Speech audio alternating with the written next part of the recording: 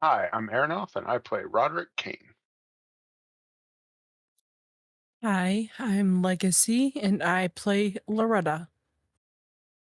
Hi, I'm Luca, and I inflict the character of Frederick Perler on all of you.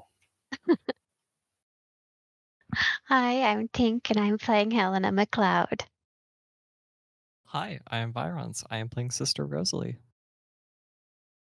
And I'm Solomon. I play the librarian as well as everyone else, including the crowned growth. My true form, not just kidding. When we last left our investigators, they were working to finalize their trek into the Mansus to finally bring an end to the works of the crowned growth. They had brought upon the labyrinth season Numa to Brunkrug, where most of the regular people of Brunkrug had been whisked away, replaced by pilgrims and various visitors from other places, other times. After they had made a little bit of a trek around the island and explored a little bit of Numa, they found that their hush house was being visited by by Professor Hengerst, the keeper of the Mare Key. This key was the last tool they needed in order to ensure that the crown growth could not come out of its stay in the hellish void that is known as nowhere. But in order to lock that door, to keep it shut for time immortal, or at least until it's opened again by someone who is investigating or perhaps trying to play with powers beyond their ken, they need to get to it. And to get to it, they must delve deep into the wood, into the Mansus, to a lower place. After receiving the key and receiving the blessings of various groups and preparations done by Mr. Roderick and Miss Loretta, you all headed into the archway at the top of the tower and stepped into the mansis proper, waking, a thing most do not do. As you head inside, you feel that same light chill as the woods, snow covered as they are, greet you. But they don't feel as cold as before. It seems like even still they're beginning to warm, the snow melting to make the air humid, the trees looking less thick and lively and more like they've been shaved almost, like there's been someone who has taken a scraper to them and just sheared them away. The lands have become less firm, more boggy. It seems less of a wood and more of a swamp now. The work of the crown growth having extended outward, even to where you are. The librarian looks around, his eyes a bit wide. This is not how I remember leaving this place. It seems that the crown growth has sped up. I think that it's aware. I think it knows that we plan to stop it.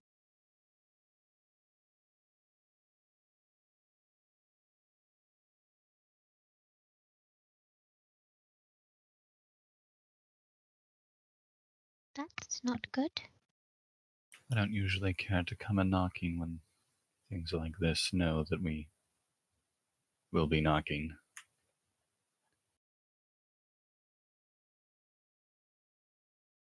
Still, I think that the fact that it has worked to push itself means that it knows that we have a chance to stop it. And so, I think that we should go ahead and move on. Are you all ready? As That's- ready as I can be. Yes. Yes, exactly that. Yep. Indeed. Good. And then he pulls a book from within his jacket and opens it up. It looks very similar to the book that Roderick was using. Maybe a bit more of a older, less edited version. I believe that I can use this to lead the way, though it will take a lot of my focus. I do hope you all will keep me from guiding us into a bog, yes? As best we can. I think we can manage. Thank you. And with his book in hand and beginning to chart out the path, he moves forward.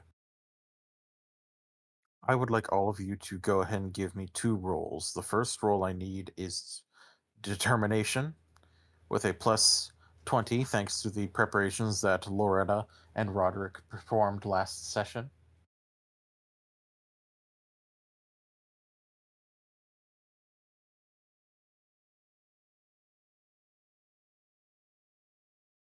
Alrighty.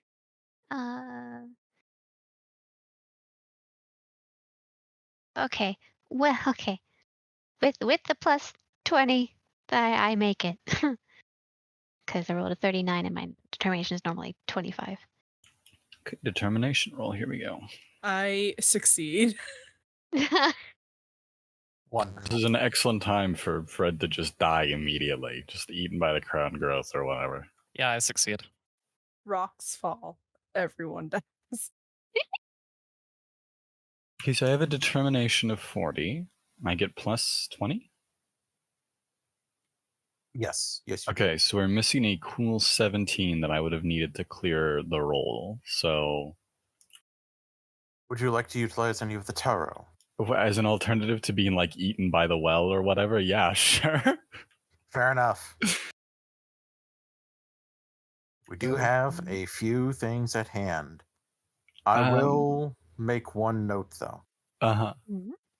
As the crowned growth is your adversary, the dice within his card are not available to you. Yeah, Makes okay, sense. that's fair.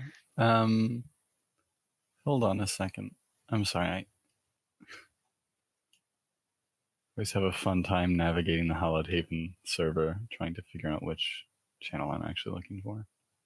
You'll be looking for the references and announcements within the Nowhere Histories tab. Okay, and here's the actual list.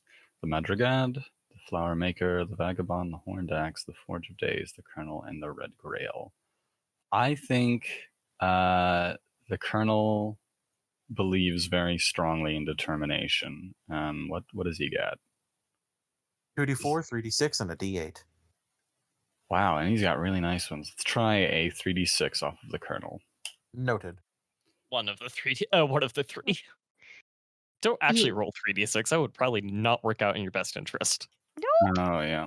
Yeah. Hold on a moment. So I'm going to replace the tens place with this, okay? Alrighty.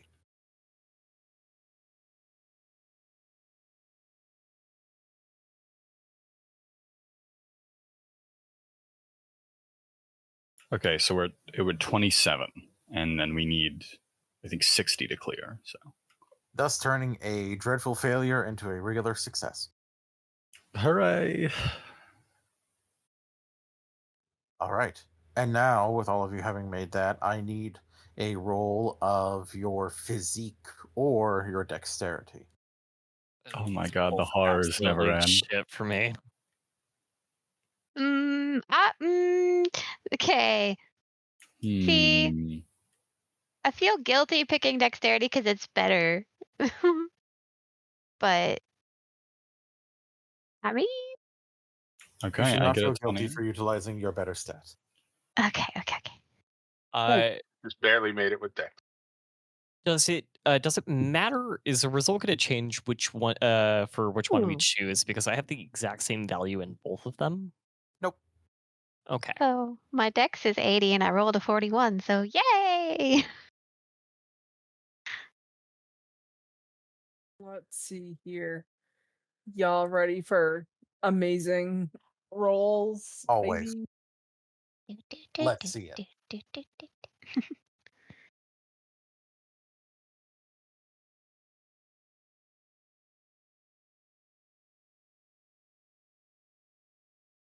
Okay, so I actually succeeded on that. There you go. Yay! Not by much.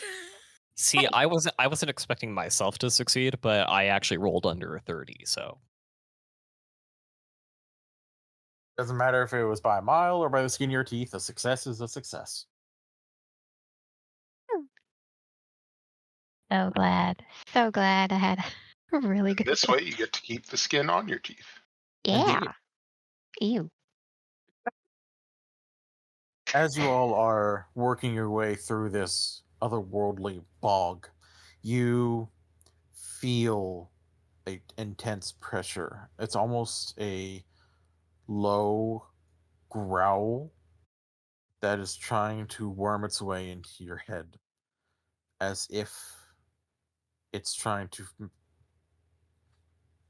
make a catch to begin expanding within your body and mind. But you're all able to push that feeling away, that extension of the power of the crowned growth. And as you do, you can see that the bog itself is beginning to spread and almost try to rise its levels against you. But with your physique rule, with your training and your preparations, you are able to get to dry ground to pull the librarian along and to avoid having to get your shoes muddier than they would be and to find out what might be waiting in those darker waters.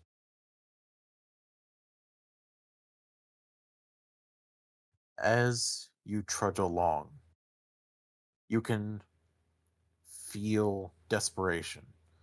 The entities of the Mansus are pushing back.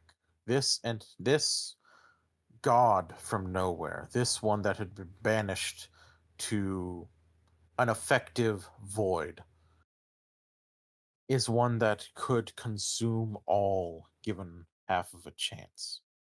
And so while most would not get involved, there are other powers at work.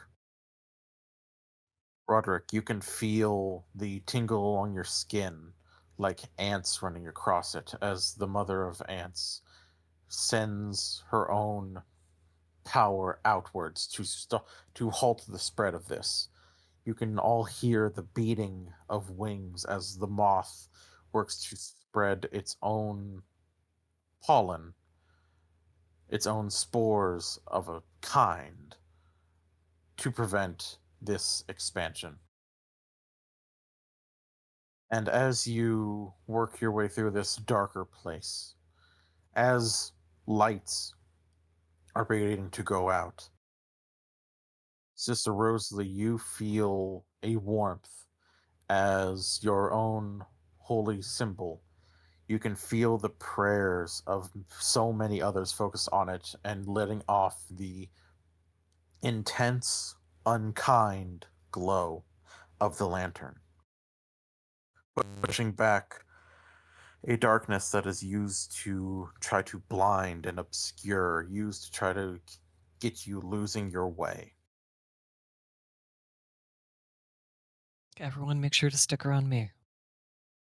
Oh, yes.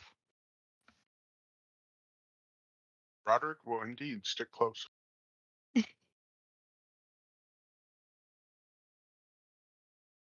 Yeah. As you continue making your way in, you can hear that there are voices within the trees, within the extensions of the bog. There are individuals, some armored, some almost more like writhing mounds of flesh, that are working across the lands as they are and trying to almost bail the waters of the bog out elsewhere. You can all see that there are beings, longs, and possibly even names, entities that have found immortality, and those that have devoted their service to an hour in the hopes of gaining favor and power. All are working in tandem. Even those that have rivalries and grudges are setting them aside because this is a much more important thing to handle.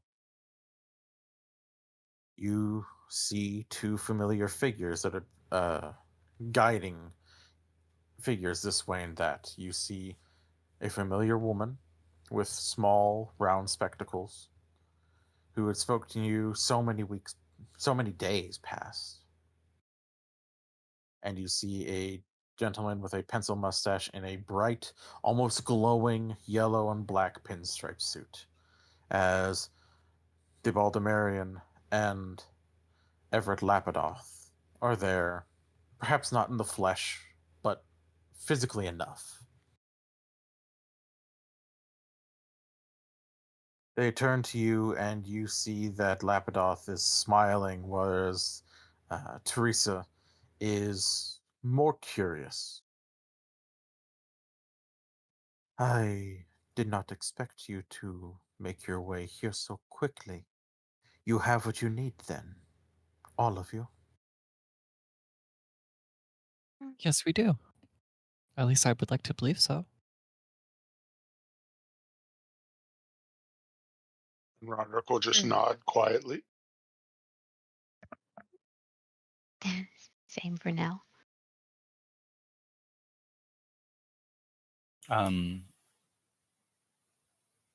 Yeah, I think Frederick's gonna shrug.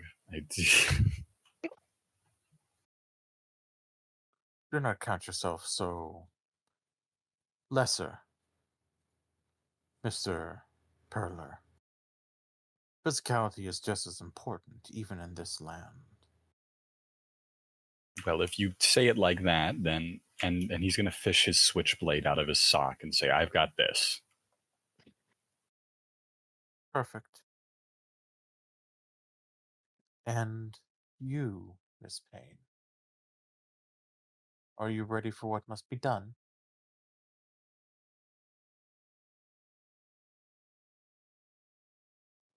I'm always ready. Fantastic. And then she looks briefly, but with a small break in her mask, to the librarian. It's good to see you again. And she will just depart off to handle guiding other entities, other fulgents, and beings of light to push off this darkness. Lapidoth, however, is just all smiles. Well, I take it that you all have a general idea of what must be done. Close that particular door.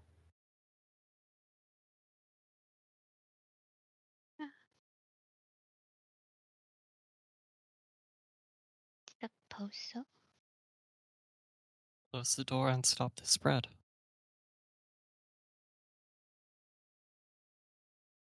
Mm-hmm. Fair enough. Easiest way to do that is to make sure that the door stays locked with a certain amount of power. Rituals and the like will help. I have faith in y'all's abilities.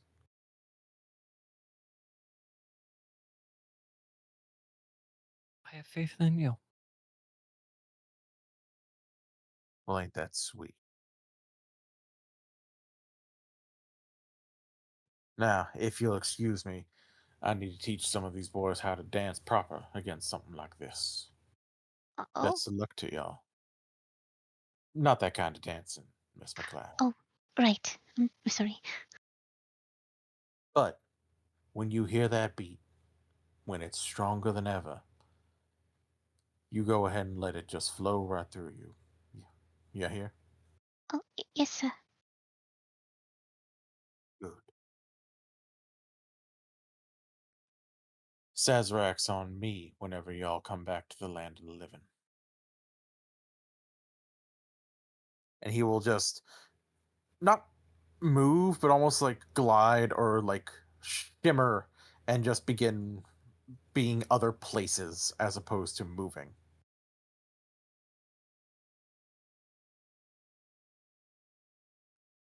The librarian is looking weaker. It looks like he is just not used to being outside of the hush house for extended periods of time, but he looks to you all with a smile. Let's go ahead and get this done, shall we? Are you all right? I will be. I'm dedicated to making it out of this. To taking care of myself. And he looks to Loretta with a small but warm smile. And I look forward to seeing you all out of this as well.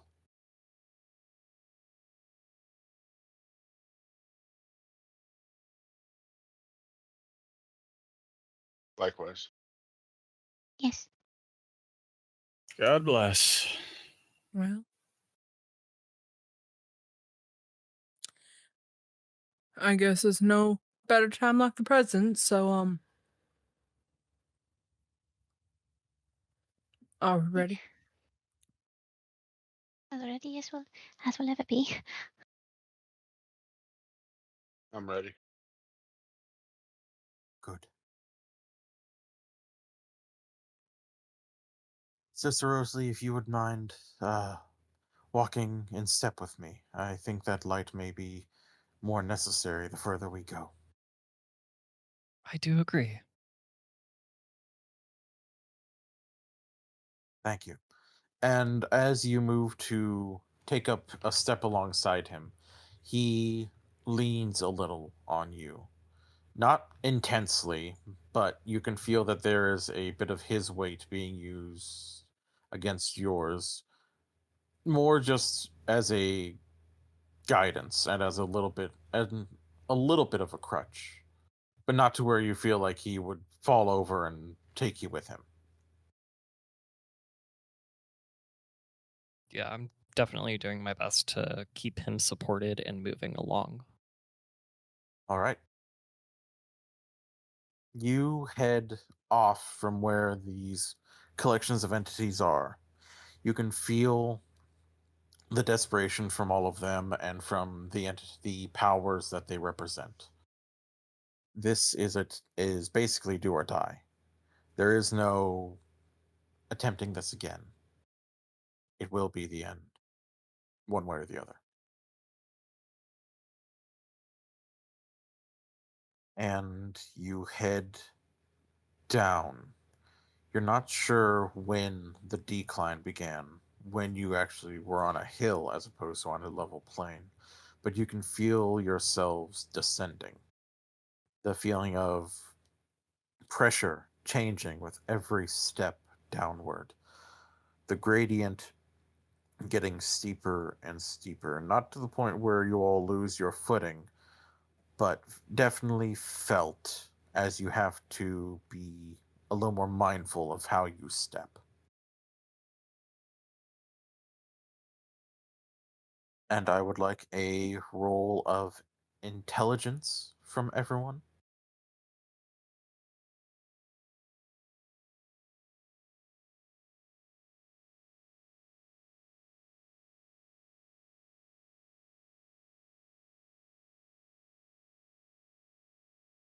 I pass. Bad argument. I see. Oh no. I think I might need to. I think so too. Yeah, because that's really bad. Let me go Father God. Oh, okay. No, I'm stupid too. Don't worry, guys. Looking for the thing.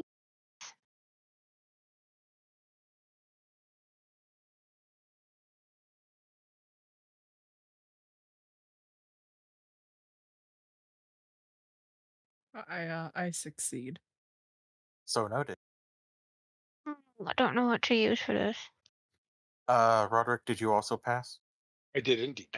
Okay.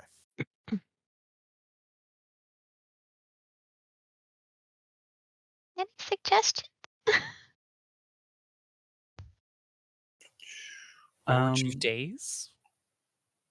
There is now light shining in a darkened room, so the Forge of Days, with its focus on bringing light and existence into nothing, makes sense.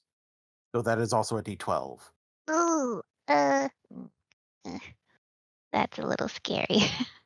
The kernel is a lantern power as well, which has to do with intellect and light. So And the light, yes. One of the kernel's dice, be it a D4, a D6, or a D8, might also do you well. Yeah, I think I'll go with the D4 from there, because I need help bad. Oh, I gotta get back to the right one.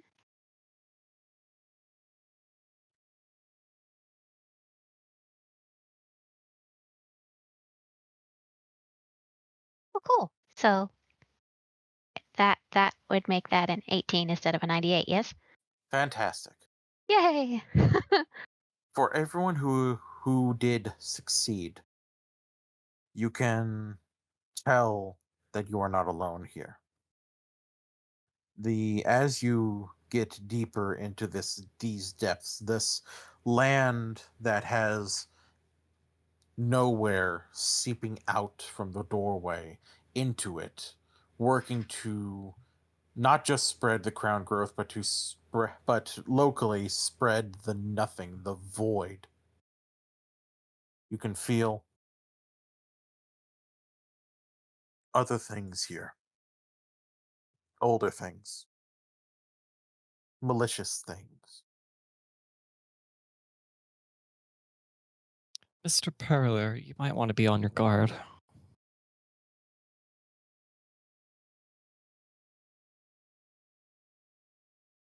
I've walked through a lot of darkness, clutching a knife before, and I have to tell you, as nice as the knife is, it tends to be that the darkness wins out.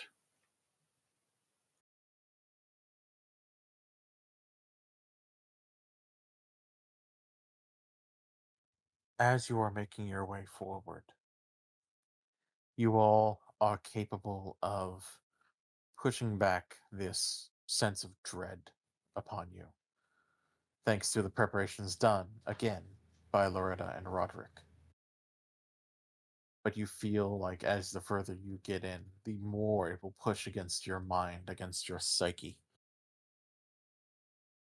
And there will be a fight in a way.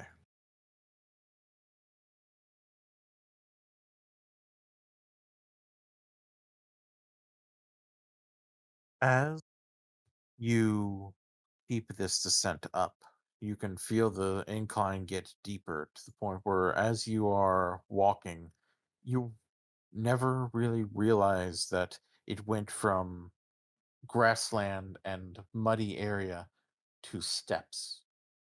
Ancient, well hewn, but well kept steps. As you're just constantly heading downward further and further into this leaking hell.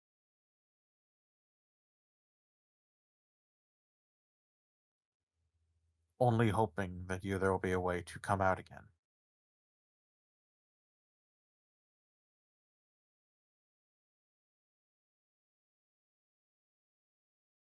And as you make your way down there, you come across what looks to be a rounded platform. There is a small area with twisted, gnarled trees. It's interesting to see in this place, given that there was no plant life along the walls, at the sides of the steps. The librarian, who just kept breathing heavier and heavier with each step, is looking to Sister Rosalie, sweating. May we take a brief reprieve here? Yes, yes, please, let's rest. You need to rest. Thank you. And he settles against the tree. And I would like all of you to give me rolls of, let's go ahead and make it intelligence or night arts. Oh God.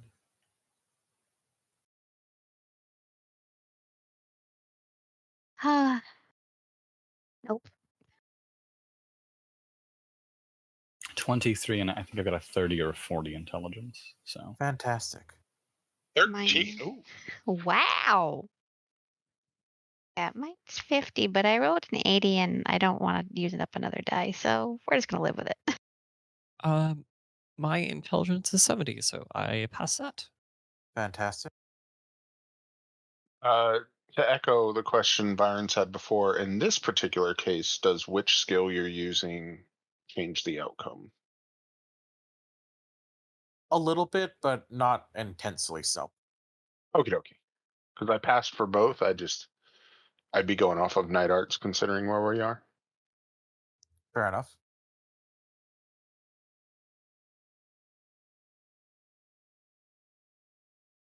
Right. For those who rolled intelligence, you can feel that the presences in the darkness around you are absent. There is only one presence that you really feel here. And for those of you who succeeded with your night arts, you can feel that presence.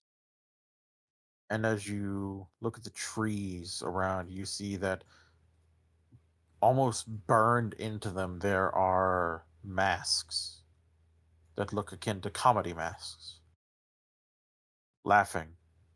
And then you begin hearing the laughter. But it's not a raucous sort of loud roaring laugh.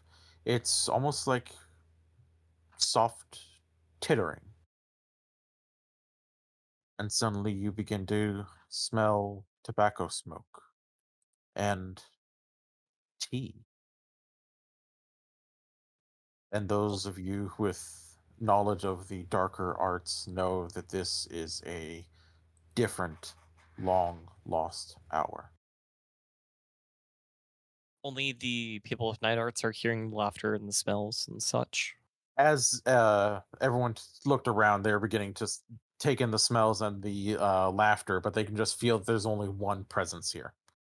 There's only one particular entity, aside from the lot of you.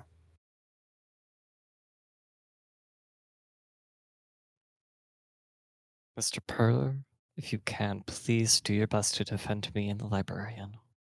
I fear that we might be the weakest out of our group.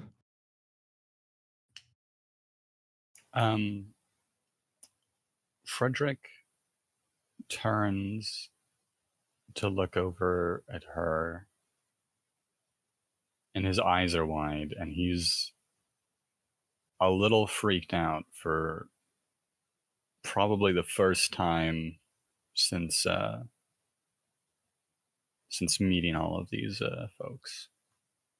Yeah, I mean, he had been like confused and sort of irritated by the occult before, but this is like we've arrived at way too goddamn much. Fair enough.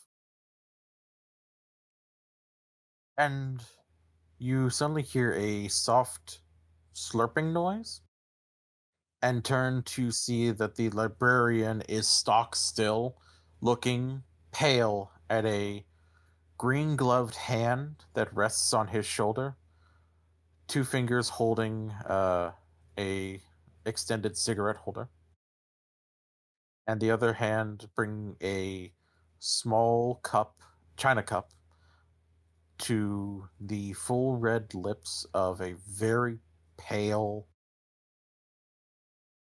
admittedly horse-faced woman. Her lips are a very intense blood red. Her teeth, when she smiles at you, she has a set of buck teeth that have a small gap between the two front teeth. And big red eyes that look out at all you, matching the blood red hair and what looks to be a long red horse-like tail. She wears a very form-fitting pale green dress, and you notice that she does not have human legs. Her legs are hooved like a horse's. And those of you who succeeded your dark arts or night arts roll know that this is an entity that represents the hour 27, one of the lost hours, known as the Marin tree.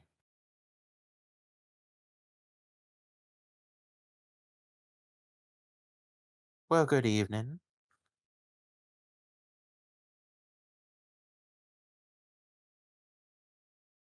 And nobody else says Good anything. evening. Oh, you'd say good evening as well. Rosalie is going to bite her tongue here. Man? Hello? Ma'am.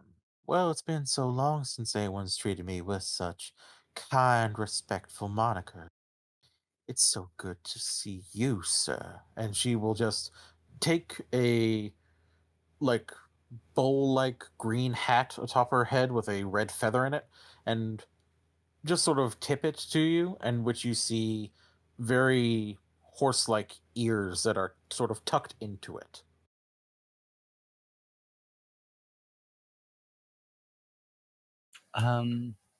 Frederick is just going to return a nod.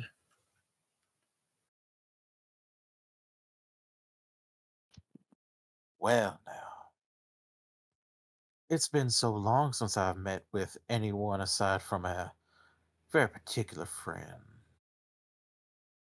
Been a little while since I've been outside of nowhere.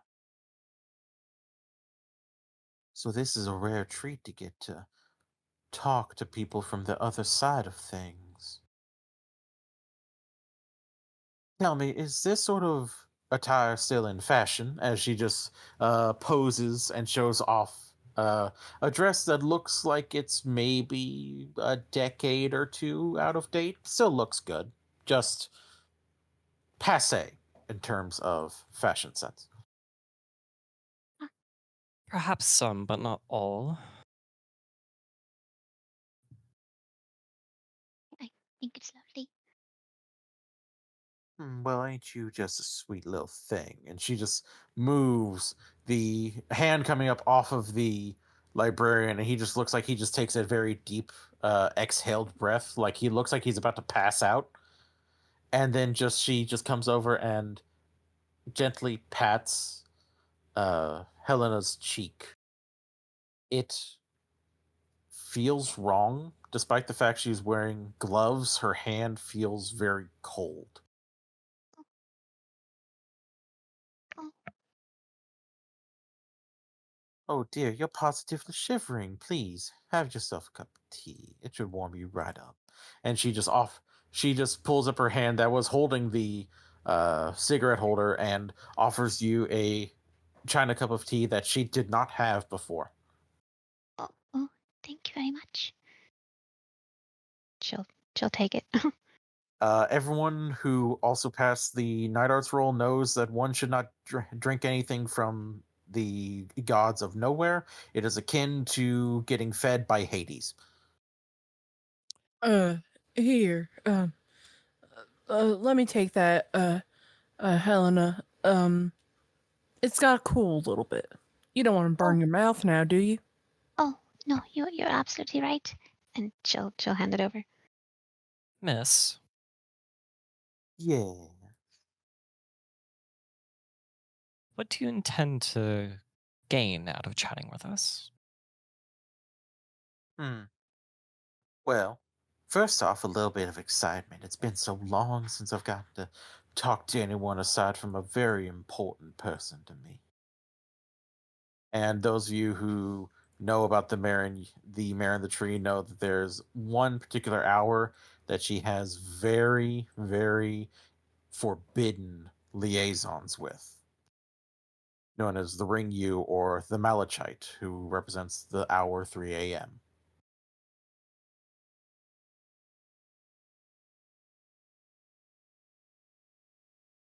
Now, I must ask, why are you here specifically? Why are you here with us? Well, I wanted to get to meet you all, because I had heard that you were going to be doing something to shut that door again. And I, I wanted to make sure that you all were worthy of closing that door. It why does that takes us, concern you? well, because I have to be on the other side of that door with other things, other people that were pushed out, killed in some cases, but just banished in others. I have to hear the grumbling and the rumbling of the one y'all are trying to go ahead and keep out of this here place. We have already seen what it has done to other histories. I have two. It's quite boring what it has in store. But I want to make sure that the end result that y'all are going for is not going to be boring. What would bore you? Oh, things being exactly the same as they were. Or becoming something just uneventful. The roaring mass that is the crowned growth is a pinnacle of boredom to me. But so is just another quiet little history where there are no more great inventions, no more great strides from those who seek power and those who wish to learn.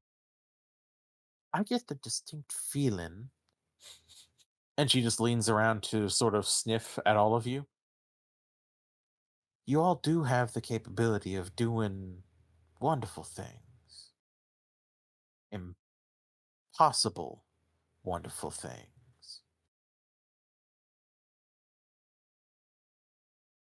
I just wanted to make sure that I was right and that y'all reach such heights.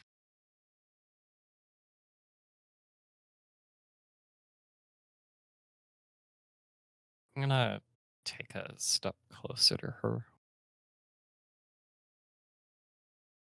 She react in any way? Just a slight tilt of the head that's more like an animal tilting its head than a person.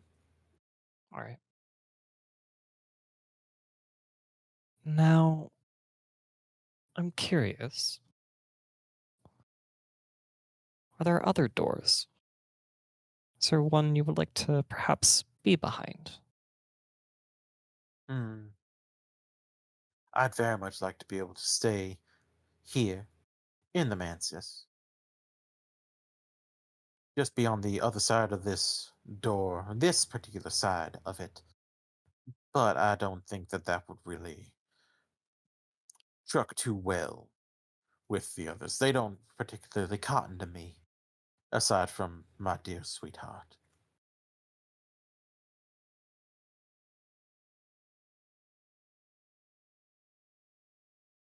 But perhaps if someone were to make it a bit easier for me to be able to just slip in every once in a while and then slip back before anyone realizes it, someone were to keep that key y'all got in your pocket, then I did we make any promise about returning the key to the Legion?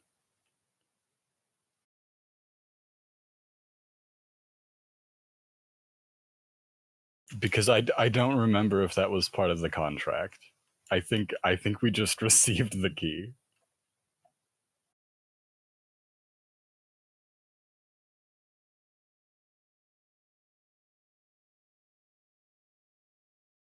Yeah, I don't think we had any obligation to give it back. I guess this might be metagaming technically, but I feel very obviously that it is a bad idea to give her the key. Roderick is Like- just. Roderick's just gonna say, well, we were given use of the key, not guardianship of the key, so She did It isn't- expect it back by a certain time. it isn't really. Yes. Yeah, he's saying Oh, that's true. he's saying to the person. So we were given use of the key, not guardianship of the key, so it's not really ours to hand out. No. We have to return it. Well, when does the original keeper of that key, as she is, expect it back? So when It doesn't we have to be reach- right away now, does it? I believe she said by the end of the season. Yes. Well, if I remember right, that depends on when the next Labyrinth season is now, doesn't it? And she just sips at her tea again. It would be unwise to play such games with someone who is more powerful. True. Unwise, but then when is fun and ambition wise?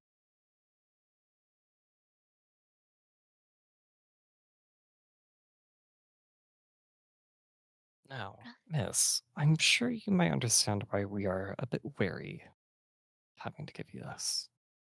Give you the option or the ability.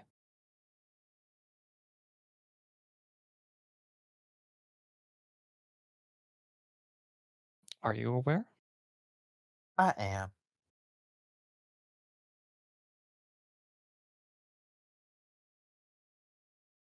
And you do understand that even if we do give you what you want, we can't actually keep the key. And we cannot get it back again either. I understand. We keep our word. Eh, I suppose that's admirable. No fun, but admirable. Though for now, there's nothing stopping you from having your fun. That's true. I can go and have a time with my sweetheart. Indeed, until we need to call you on you again to lock the door. Oh, I'll make sure to lock the door on my way out. Don't you worry about that. We will lock the door. We will call on you, and you will be on the other side, unfortunately. Mm. Perhaps we can change the outcome of what is on the other side of the door.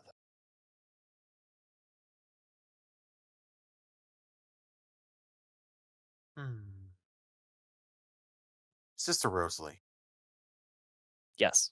I would like you to please go ahead and make me a. Let's go ahead and call it a negotiate roll if you have that skill. I do. Then please make me a roll of negotiation. And anyone who wants to assist with also with an allure or negotiate skill can go ahead and give you advantage, thus giving you a +10 to your stat or skill. I have a 50 in negotiate. I have, yeah, I'll use my negotiate skill to give her a +10 as well. Unless it's just 1 +10. Up to 3 people can go ahead and give a +10 to the good sister. I volunteer as tribute. All right, so that Likewise. is 2. Frederick or Loretta, do you also wish to assist? I don't think I'm very good at that, actually. So I'll probably let Loretta go. Fair enough. Yeah, I'll give it up. Alrighty. So you're going to be rolling negotiate with a plus 30. As long as I don't roll 100, we should be fine then. There we go.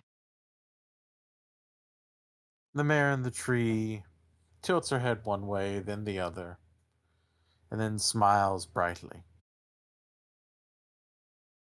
I suppose when you call me, I'll go ahead and head on home. And make sure to help pull along the other one who ain't supposed to be here. The one who's trying to destroy here in the same very boring way. Indeed. Best to leave y'all to help things be joyous and jazz things up a bit. Yeah? Perhaps you can look through the keyhole. Observe. Perhaps I shall. Well, in that case, and she just waves her hands, and some of the gnarled trees move to the side, just leaving an opening for you all to continue heading back down. I suppose I will go ahead and bid y'all adieu. Y'all be careful now. I'd be saddened if I heard that some of y'all got taken in with it or struck down. It was very nice to meet you. And you. Perhaps one day we can meet under better circumstances. Perhaps. The histories are ever changing as much as they can. Perhaps it will change enough for us to become friends. Maybe. Maybe. As you all are moving past, she does step in front of Loretta again. I'm just gonna be careful here. Make sure you know what exactly might be called upon for you to do. Locking the door ain't so simple as just turning the key. Y'all might have to sacrifice something.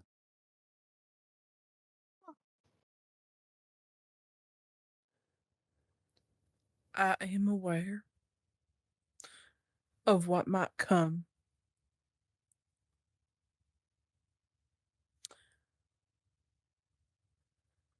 But I've been prepping my whole life to do something like this.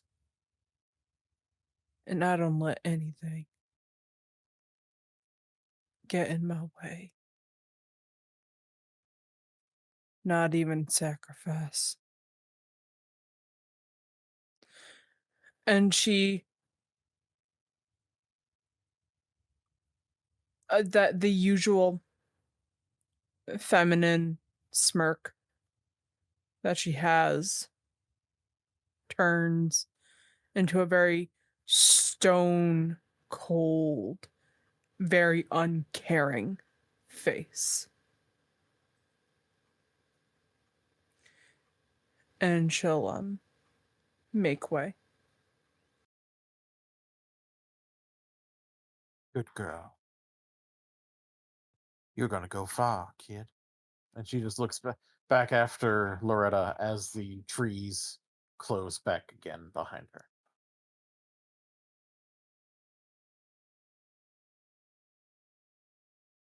Down the steps you go, unsure of just how long you've been traveling, how long, how far you've gone. You feel as though if you were back in the waking world, you might be at the bottom of the ocean. Hell, at the bottom of the Marianas Trench. So deep down to the point where the humid air has become still and stagnant, and you can feel the presence crawling out from a doorway.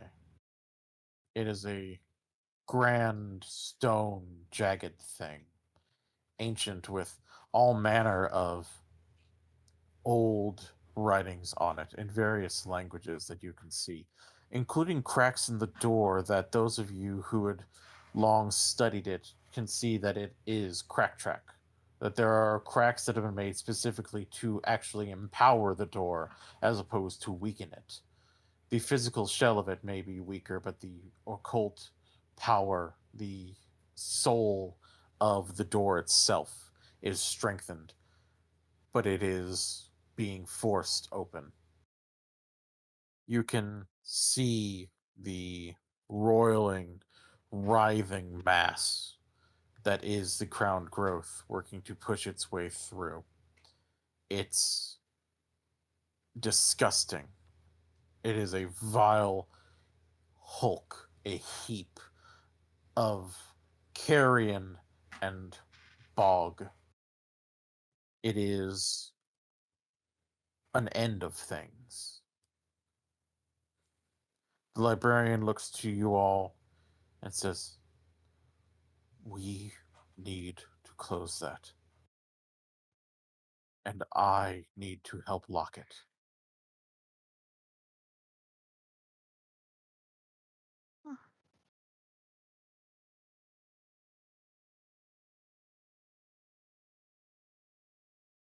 I would like to ask what everyone's dexterity score is, please.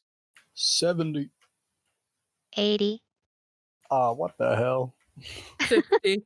I'm a ballerina, yo. 50. 30. Oh no. So noted. Meanwhile, will- I'm holding my face in shame. And so we will begin with Helena. You can feel that rhythm, that pulse. It is beating louder, stronger, faster in your head, in your heart, in every vein across your body. The heart is asking you to dance, Oh. and you can feel power in your body. That each movement will be akin to a stroke of a sword, or the every leap being the blast of a cannon. Your movements, the way that you contort and shift yourself, will have power here. Okay. Um, well, she was told that when she felt that she was supposed to do it. So, yep. Sorry, brain died. So dexterity? I will take a dexterity roll, or I would also accept a roll of stagecraft. They are both the same number. Fair So, enough. so, I guess stagecraft. Da-da-da-da.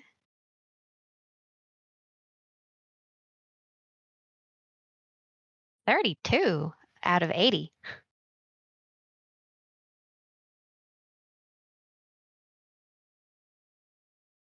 With a 32 out of 80, you begin dancing with this rhythm.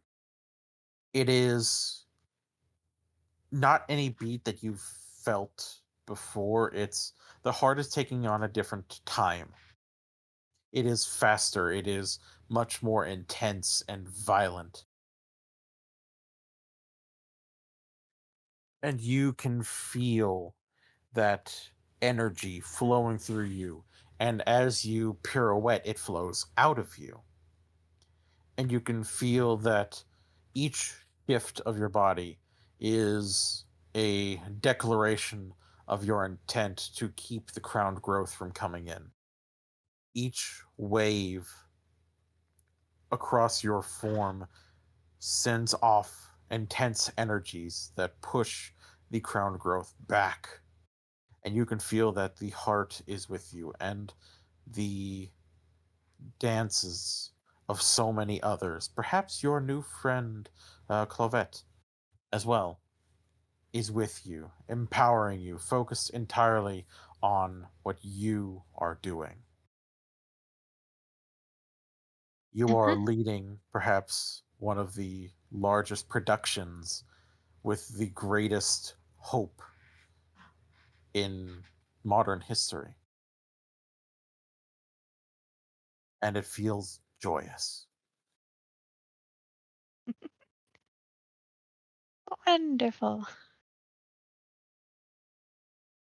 Mr. Perler,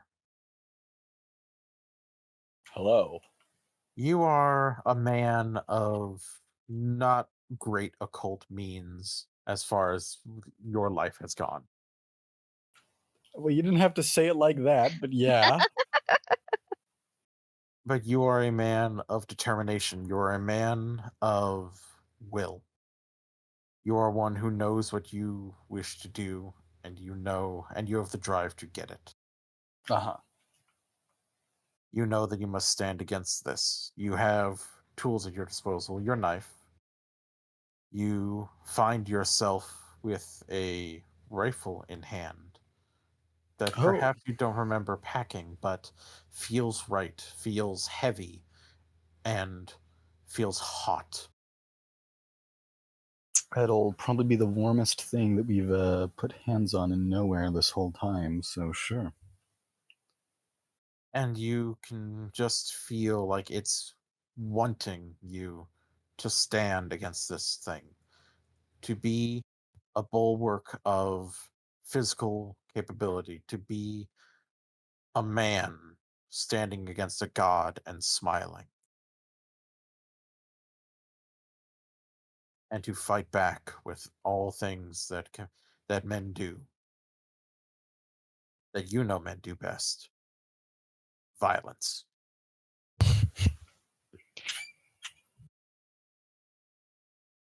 All men stand against God in their own way. That's what it means to be alive. He'll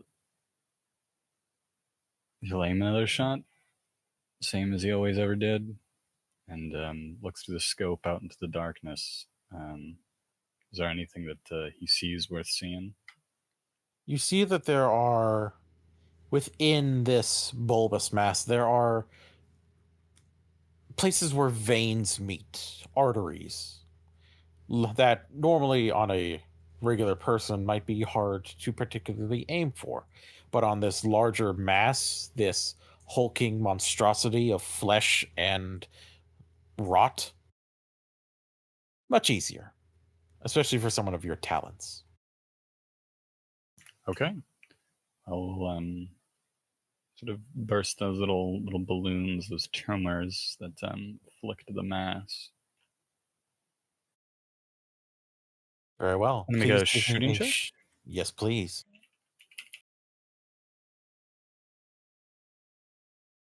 Okay, it's a 27, and I think I'm rolling with a. What is this? An 80, yeah. So I think the shots are pretty clean. That they are. Each shot is like a bell being run, like a church bell.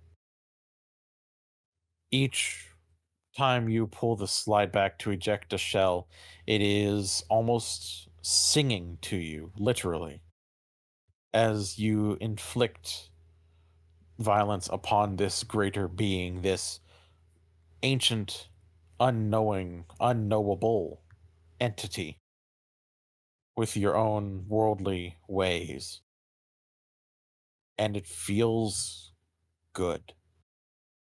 It is you extending the lives of others by standing against this now. It's a different kind of violence than what you're perhaps used to, but it feels different. It feels almost righteous and warm in this dark place. So very warm and comforting.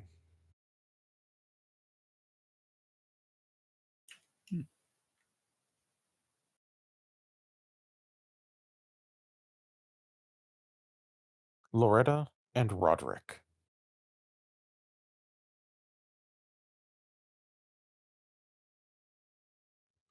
Loretta, you feel the hand of the librarian move to you, onto your shoulder.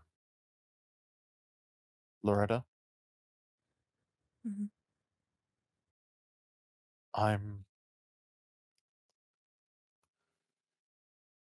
would you help me tender my resignation to the Hush House? There have been things that it has given me that I think would be better suited to keeping this thing back. I will gladly give all except for my life in order to help lock the door. Would you help me do this?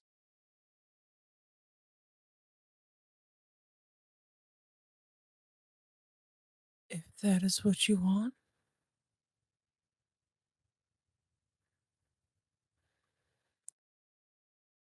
I hope that you're doing this of your own volition.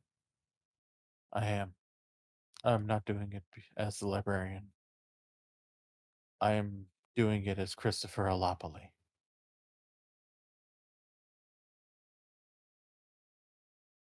And I would very much like it after we've done this, if perhaps you would travel with me.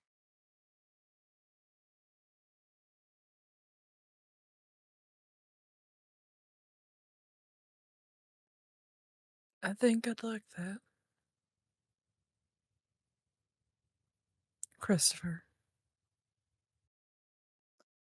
Thank you. And he will roll up his sleeves and show marks on his arms, tattoos and alchemical marks that he had made to empower himself and connect himself to the powers that are. Some of them are glowing, as there is a wealth of the aspects at play here. I will be ready for you to help with the sacrifice.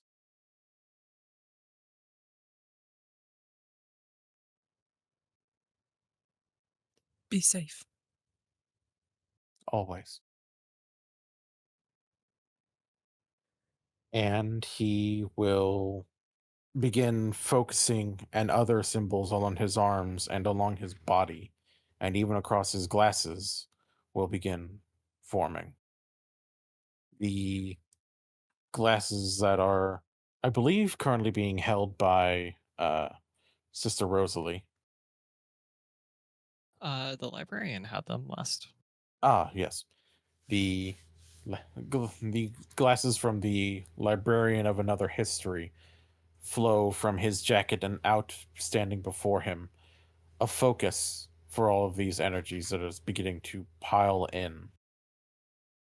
Roderick, you can feel the power of doors, the power of the aspect of knock, the power that the mother of ants has worked to begin bestowing upon you.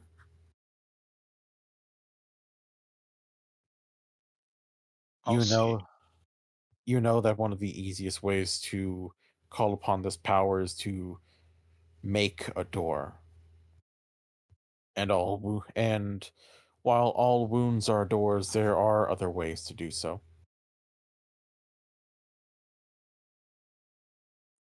Any sort of break can be a door. A break in clothing, a break in stone. Anything that creates an opening is a door where power can flow out. Does there happen to be anything in the vicinity, like a stone with a boulder with a crack in it, or There does look to be a keystone from the door that is holding back the or trying to hold back the crowned growth, that with enough focus and enough pleading to the Mother of Ants, you could create an opening and let her power flow through. And I will attempt to use the keystone, and I will freshly reopen the scars that I had before in order to add my own little bit of a door to the mix to see if it might be more effective that way. Give me a roll Combining of both types of wounds, I guess. Give me a roll of night arts with a plus 20. Alrighty. Well, it's a 97, but that's a success with the plus 20. Very nice. As you let your own door into your body open, you can feel her presence, a smile on you from afar. And you can feel the energy flowing from yourself and from the keystone, just cracking open enough to let more power flow outwards into these glasses.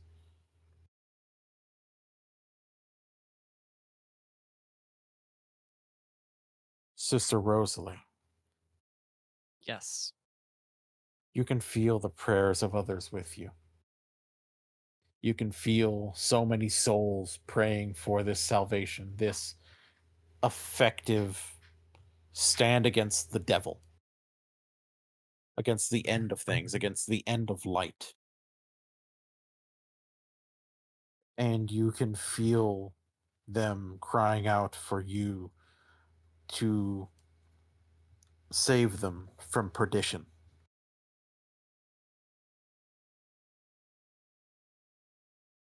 And you know that the power of the lantern, of the unconquered sun, is needed here.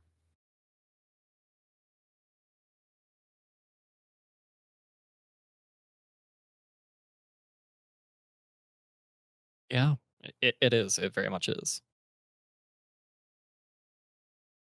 If you would please roll me bright arts with a plus 10.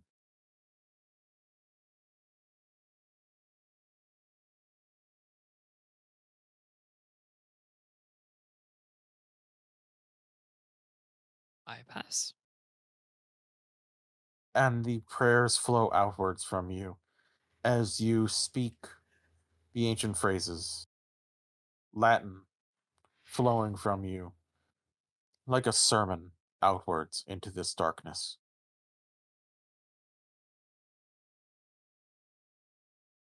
And it focuses in on the powers that are. Focuses in to push back this dark god. And you can just feel the way that people are dedicated here, the warmth that they have, and the warmth of the lives around you, of your acquaintances that you had not ever thought you'd be fighting alongside. Loretta. The ritual has all of its components. You have the key given to you by the librarian. You know that all that you have left to do is to sever the connection between the powers that are and the librarian. Everything that he worked for, everything that he used to better himself, to power himself, to enhance himself and become closer to these occult powers. With the stroke of your blade, you will need to sever it. He will live, but everything that he has worked to become since joining the Hush House will be gone, and someone else will step in to take his place as the librarian, or librarians. I would like a roll of night arts from you, please.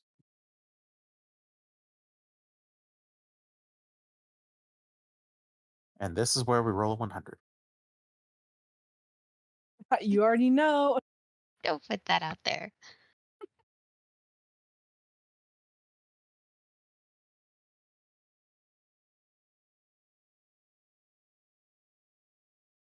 $42. That is a success. You take your blade, your athame. You look down at the librarian, and he smiles up at you. You drag the blade across the symbols, and you feel not blood, but power leaking from him, severing his connection to the aspects. You can feel the warmth of the forge, the light of the lantern, the power over what is open and what is shut from the key of knock. You can feel the beat of the heart. And with the blade and the little bit of a cut that you do leave on him, the blood of the grail and the sharpness of the edge, all coming together with the focus of the glasses, releasing a deep vibration outwards, resonating into the bones, down to the marrow of everyone around, including yourself, and pushing the crowned growth back.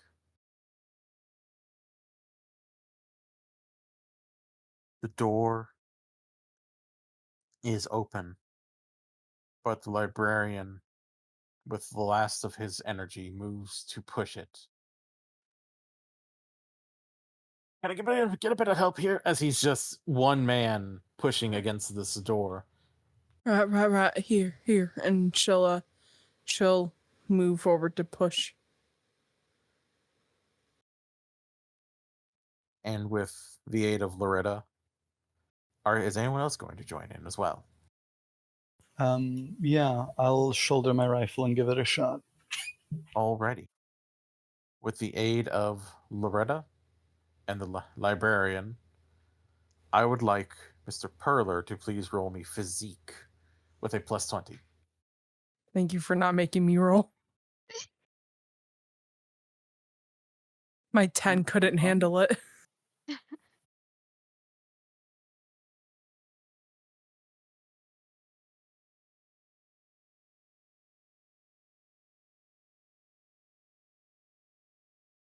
So that's 23 out of 70, so I think we're doing pretty good. You are indeed.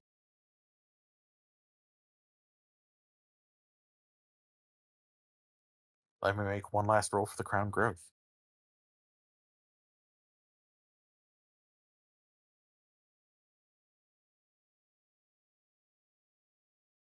Uh-oh, does the crown growth have a knife? Oh, God.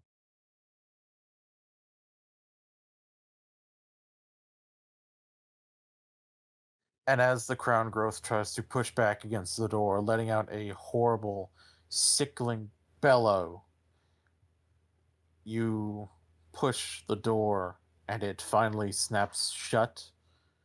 The key shoved into the keyhole. The mare and the tree, moving down to flow into the last bit of the opening, blowing a small kiss to the lot of you. Till next time, lovelies. And the door finally shuts, the key entering the keyhole and locking, latched. And you are victorious. Yay. And then you realize one thing. Nowhere is going to be sucked back into the door, as it were.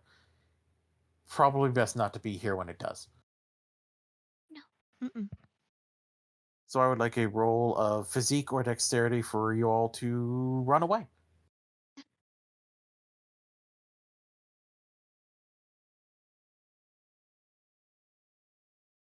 I'm gonna use a die. Oh, and you do my dexterity.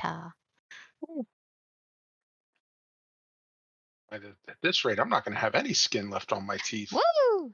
39 of 80. Ooh, That's incorrect. That is an incorrect number, Woohoo! period. That was a misclick. Ooh! pretty sure that means you're Oofa. diving headfirst into the door.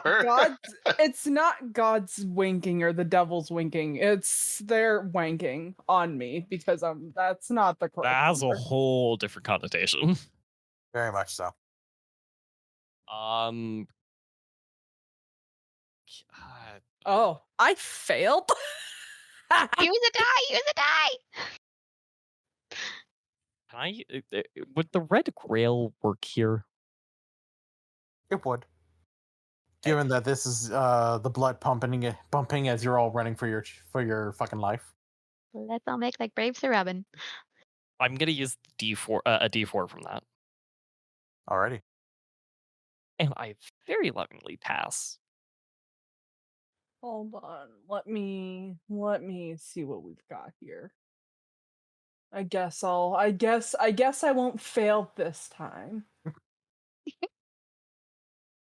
Are you sure? Unless you want her to get eaten by whatever that is. Absolutely not.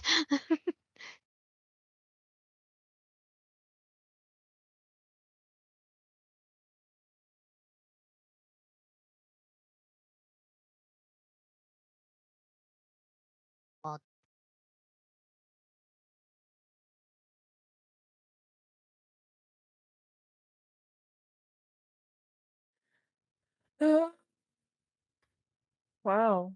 These all aren't that great. Um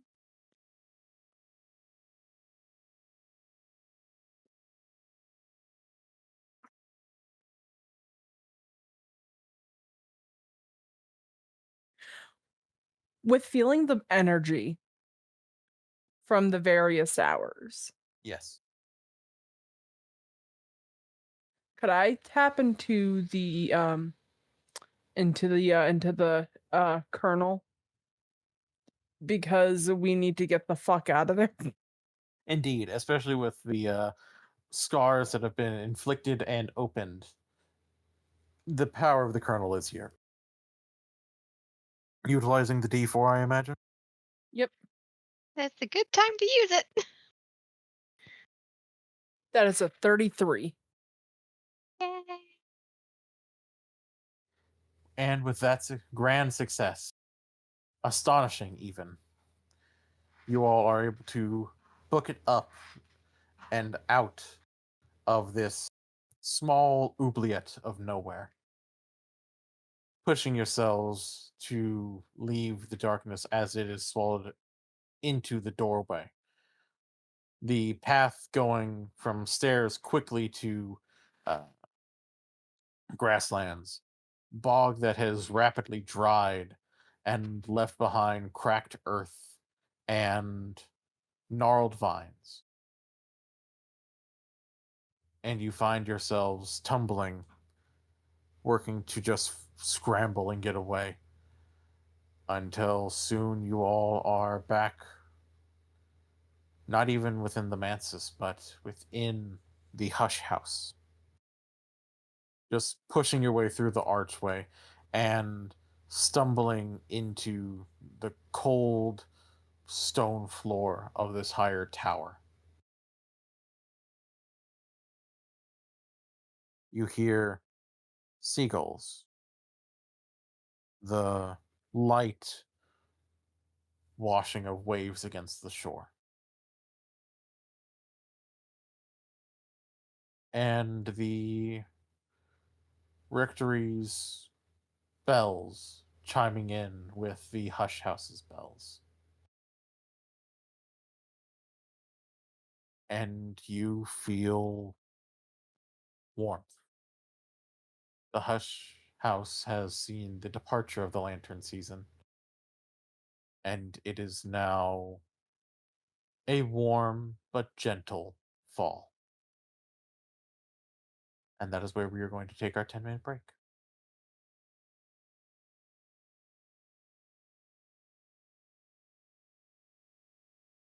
Welcome back.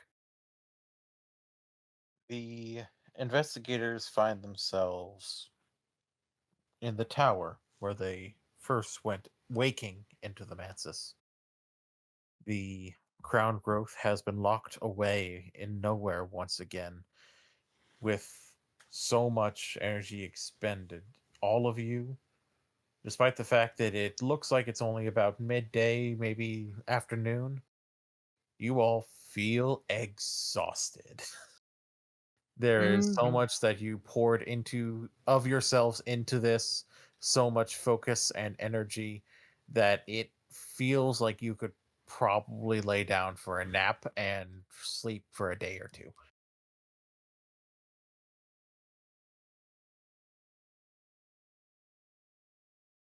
The librarian stumbles to his feet, looking much less put together, much more confused and unsure of himself as he looks to all of you.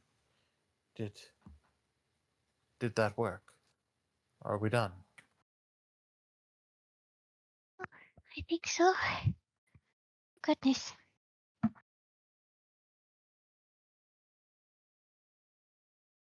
Is everyone alright?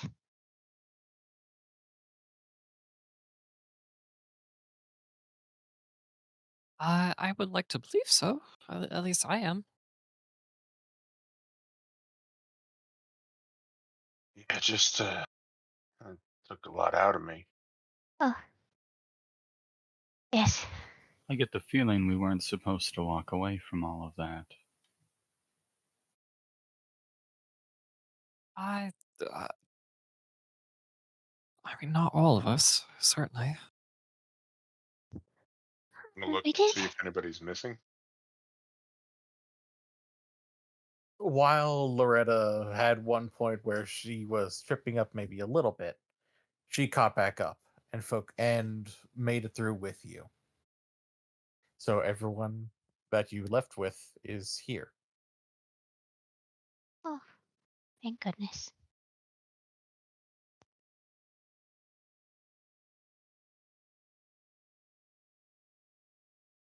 Well, I think it is a time for celebration. I'll go and make the and then the librarian just falls on his face. Oh, good. Oh dear.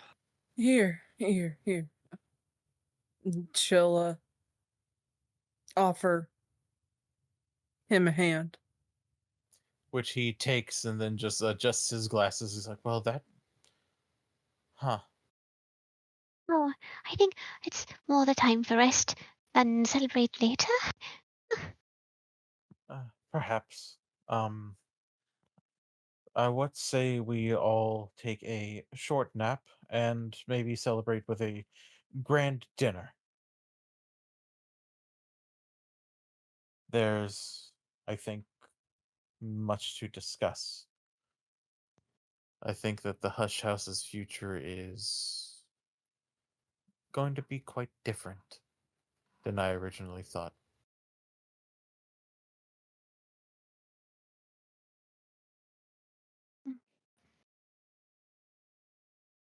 I think wordlessly,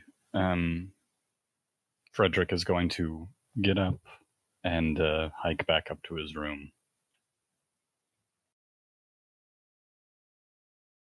Frederick, you do notice one thing.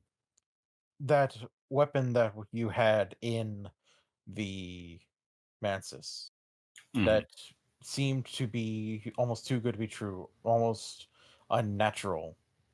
Mm-hmm. It is still with you. Is you said it feels warm. Is there a way to check to make sure that this is the right door that we came through? Yes, a already roll met- of bright arts, a roll of bright arts or night arts would probably help with that.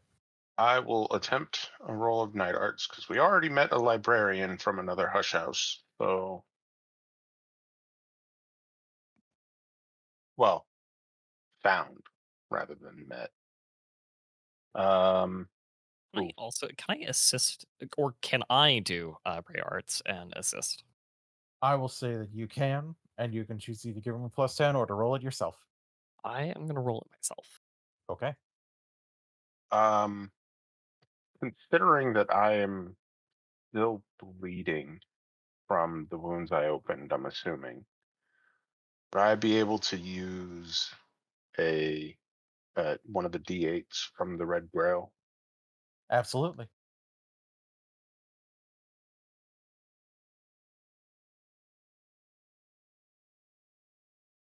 That is a pass.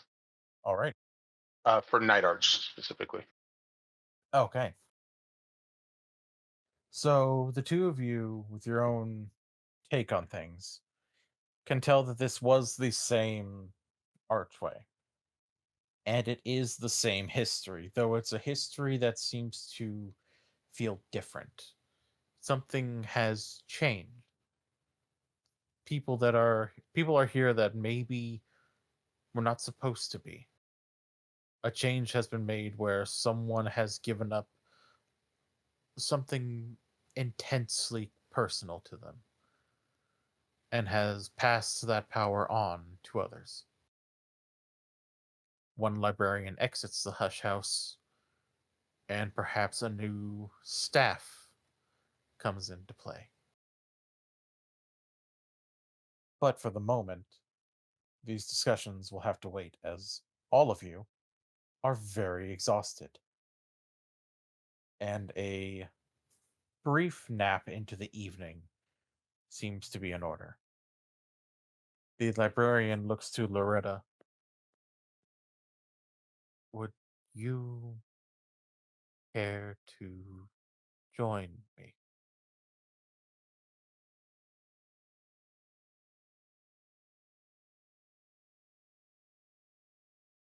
I think that could be arranged. And he will smile and offer his arm to Loretta and walk with her back to his quarters. Everyone is able to head back to their own quarters. And you all sleep in deep, intense sleep of the dead. Several hours pass by. The sun is now on its last wisps of light over the horizon. You all feel the beds being much more comfortable than you have felt in your entire stay here. It seems not just like a place to lay your head, but your own bed, a bed that you would have at home. And it feels like the Hush House isn't just welcoming you as guests, but embracing you.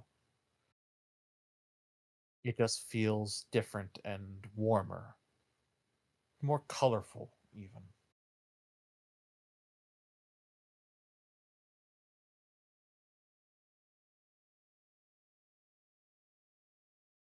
Loretta, when you wake up, you can see that the librarian, or Christopher, is still with you, though he is slowly stirring and his eyes are slowly beginning to open.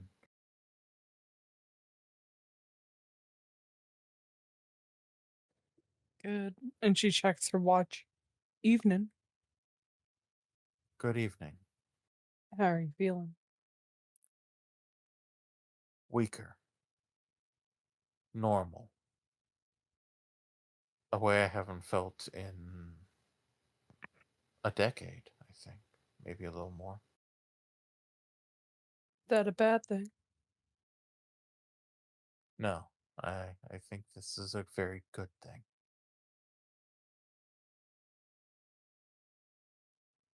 I think it might be for you too. I think so. And he will look out the window to look at the last wisps of sunshine.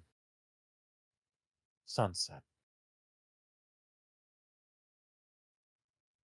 It's the end of the day, beginning of night, the promise of something new to come. I think I'm going to have another book to write soon. Would you help me edit it?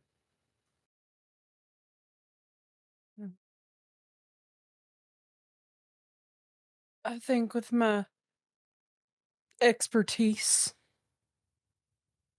I might be able to help. My services don't come cheap, though. I hope you know that. Well, of course, I would offer so much unto you, but most of what I had belongs to the Hush House, and I'm afraid all I have right now is my companionship. I guess we could work out a payment plan with companionship. Fantastic. Would you be willing to help me in the kitchen? I don't feel I'm able to be as quick as I once was. You lose your power, you lose your step, your grace, and your speed. However, will you survive like us mortal folk? I guess I'll just have to go by on my good looks.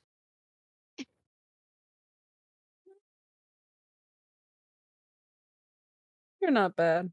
She cracks a smirk, and she's gonna go and kind of like help him out of bed. All right. Oh, things are popping that haven't popped in a decade. All right. Oh, slow, ungraceful, and old.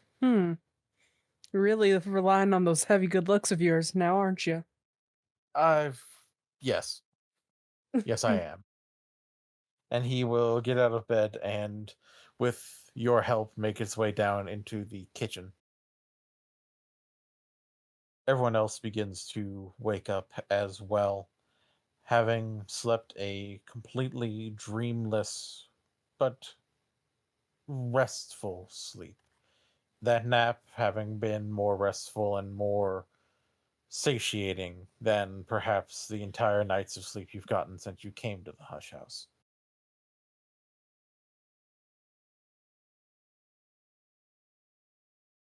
And as you make your way down to the dining room, the librarian makes his way out with a collection of small, quickly made scones and tea that had been brewed fairly quickly. Oh, I'm sorry if you. Mm, dinner might be a little while, though. Perhaps if you all would be willing to assist, it could be done a little bit quicker.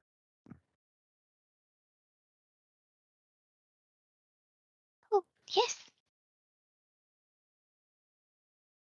More hands make less work, you know. Nell's gonna roll up her sleeves and go wash her hands so she can help. Fantastic.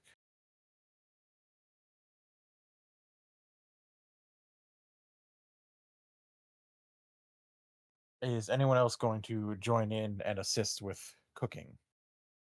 Frederick is face down in his bed. Or I no, wait, has the napping period since ended? Are we just giving up on that entirely? The napping period has since largely ended, and again, the nap was perhaps better than the full nights of sleep that you've gotten since you first came here. But Okay. you are free to get up and feel very refreshed and ready for dinner. Yeah, sure. He'll head downstairs and participate in that.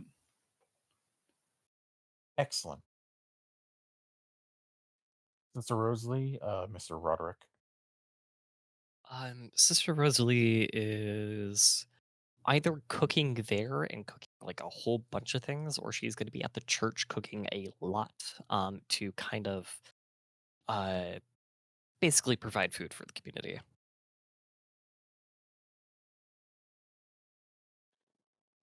Roderick's actually going to tend to the wounds that he opened. I don't think that would be a very good mix for the cooking. Fair enough.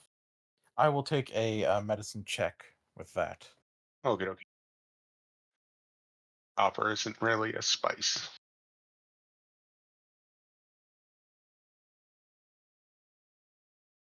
That is a success. His medicine is 55. You're quickly able to get the wound wrapped up, but as you put the last bit of the bandage across it, you notice that the wound is already beginning to knit. It is not bleeding anymore, and the opening is closing. But the bandage goes over it quickly, and you feel like it will be healing rather rapidly. Okay. He would have paused for a second before. Better safe than sorry, and finish that binding.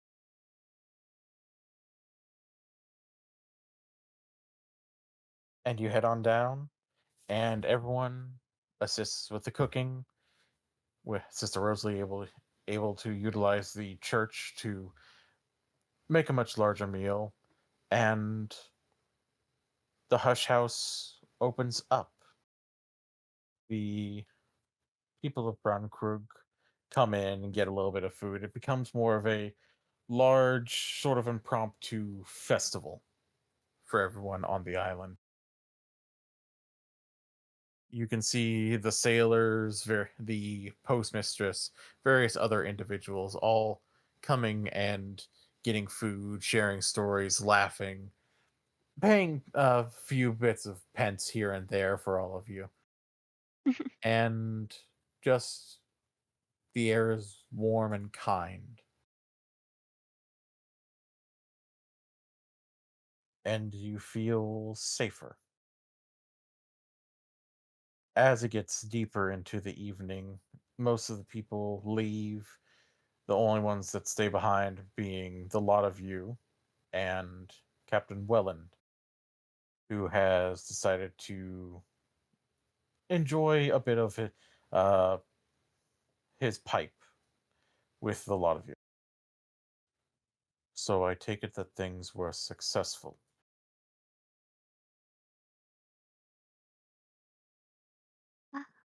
Yes. Oh.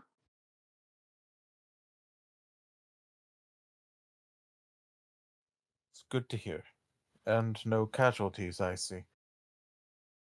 No, thank goodness. It seems that you had a lot of people in your corner, as it were.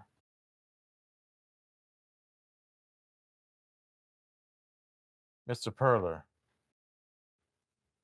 did that little gift that I sent in assist you? It was a gift. A show of goodwill, and perhaps a bit of a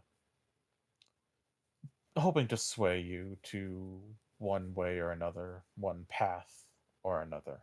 And he just smiles and just taps his chest, and you swear you hear a small metallic, like, clanging as he does. I think it was excellent. I think it was very helpful.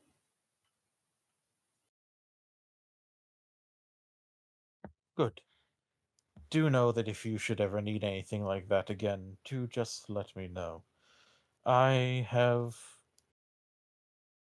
taken it upon myself to enjoy creating more than destroying these days.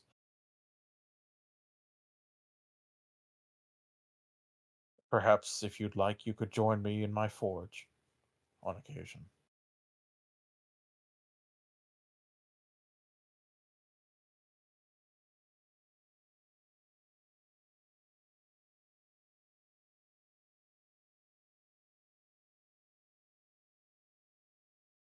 Luca? Hmm? He I'm was just I might have had a connection issue there. What? he just said, Perhaps you might wish to join me in my forge one of these days to also enjoy the creation rather than destruction.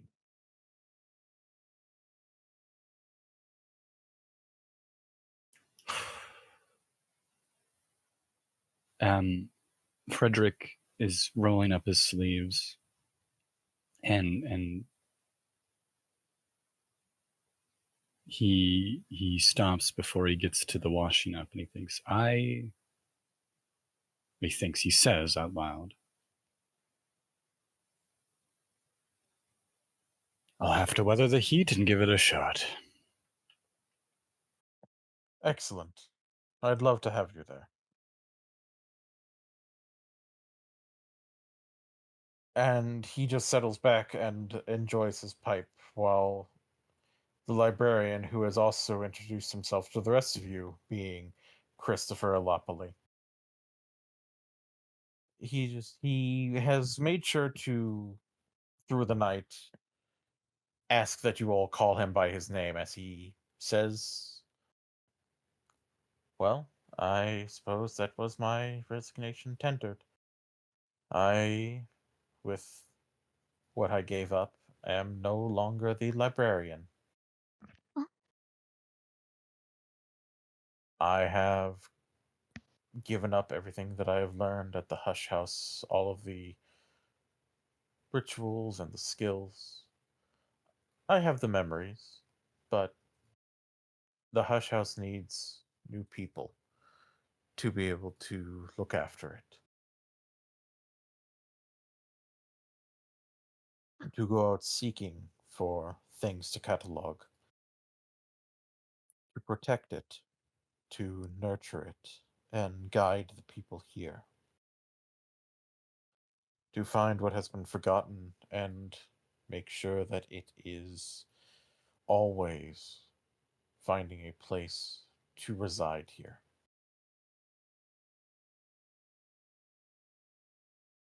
Don't you suggest something as lurid and god awful as a job application now, Alopoli? Not an application so much as just a choice. The key is, well, you all have the key, don't you? We need to give it And, back. well, I think the Hush House, if you wish to give it back, will accept it. But I think it would very much like for you to have it. It's a large building for one person to handle. I think perhaps a live-in staff would be more appropriate. Oh goodness.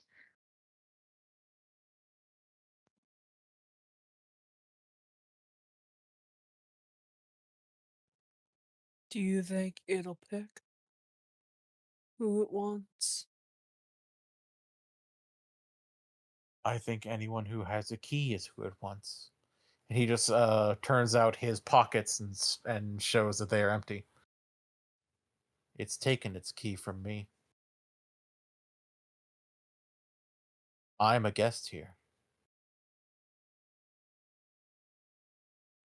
Just gonna slide like my hand into the pocket of my skirt because this is fantasy. Fuck you, my skirt has pockets. Heck yeah. Hell yeah. There is a key in your pocket. The same key that he gave you on the first night here.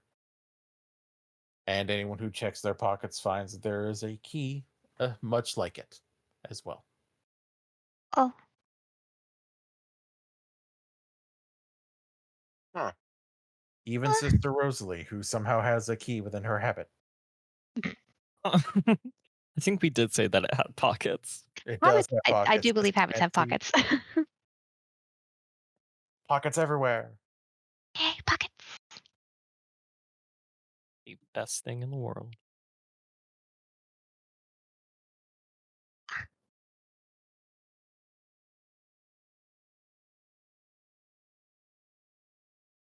It seems that the Hush House would like to extend the offer for all of you to be its staff. Sure. That sounds great to me. This will mean selecting a new librarian, yes? Someone to maybe take the title, though you all would have a bit of the perks. The Hush House would welcome you all gladly, readily. You all would have free access to the grounds and all of the various accessories and rooms within the Hush House to utilize as you see fit. As long as you keep up with your various duties, which I assume that you all would be able to assign yourselves, then it will be glad to have you. But we wouldn't be able to leave. You can leave. The Hush House, it misses those that are on its staff, but it won't demand that you stay.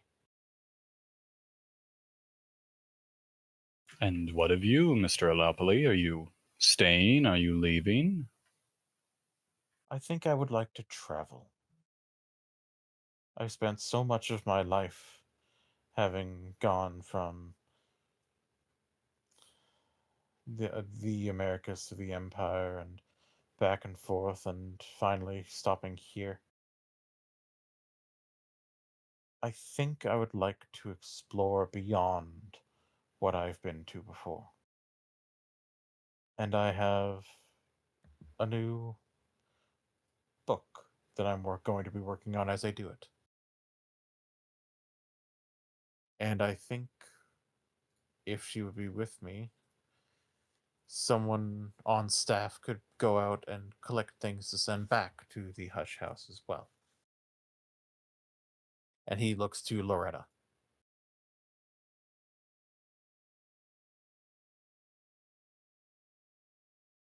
I think I would like it a lot. Thank you. But yes, if you all would stay on staff,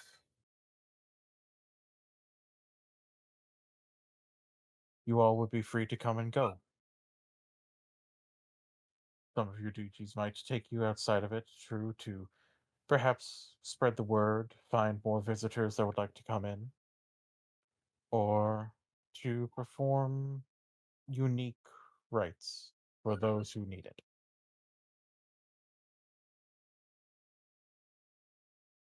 And if I wanted to keep going upward and outward, and he sort of glances at Welland, is that an option as staff of the Hush House? Of course, there are many staff who fully became long or names.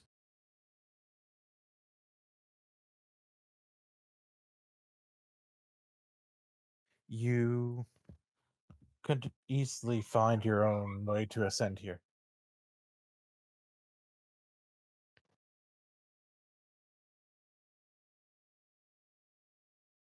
Roderick's just gonna adjust his glasses on his nose. I mean, the amount of things I could learn just in the house alone.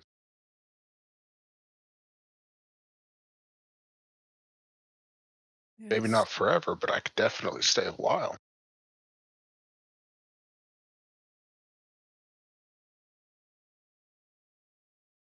It might be a good place to get away from church and its followers if I ever need to. Very true. And there are the shrines here that would still enjoy being maintained, I imagine. And when I'm not traveling, I could come back and take care of it. It does seem that the house has a good support structure. Yeah, she kind of gestures to everyone. Indeed. As long as I could go see my grandmother occasionally, maybe travel a bit myself. Well, not all the time, obviously. Of course. Do rather like it here. glad. I chose to leave everything behind, to leave the world behind and be left behind by it. But I think that doesn't have to be the case for all of you.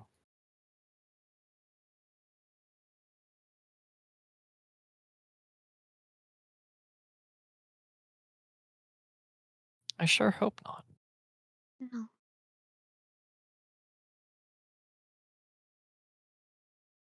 I'll stay. I came here because I wanted to paint more anyways, and I haven't really had the time to do it since arriving, so even if I wasn't going to be staff, I'd probably stick around on the island. And for that matter, there's nothing for me in the Americas anymore, so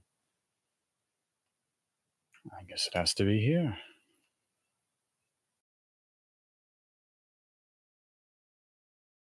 Wonderful. I know that the Hush House would also appreciate you as a protector on this side of things. Professor Hengers is good when she is able to be here, but for the most part, she is focused on things within the Mansus. That's Having true, I still owe her a carcass as well. Well, should you find anyone trying to steal anything from this place, as there have been a few who tried to abscond with our books, perhaps you can give her what she's due. When he says that, Loretta kind of her eyes go back and forth between him and her bag, and she hides the bag behind her body and says, who would ever steal books from this library? Dear, you do know lying is a sin.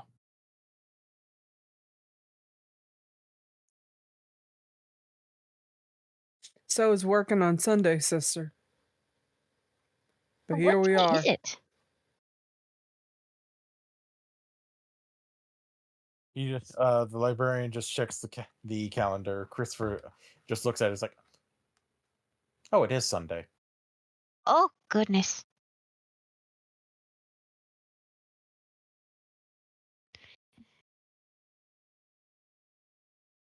Well, I don't really consider what we just did was work. I consider it a form of praying.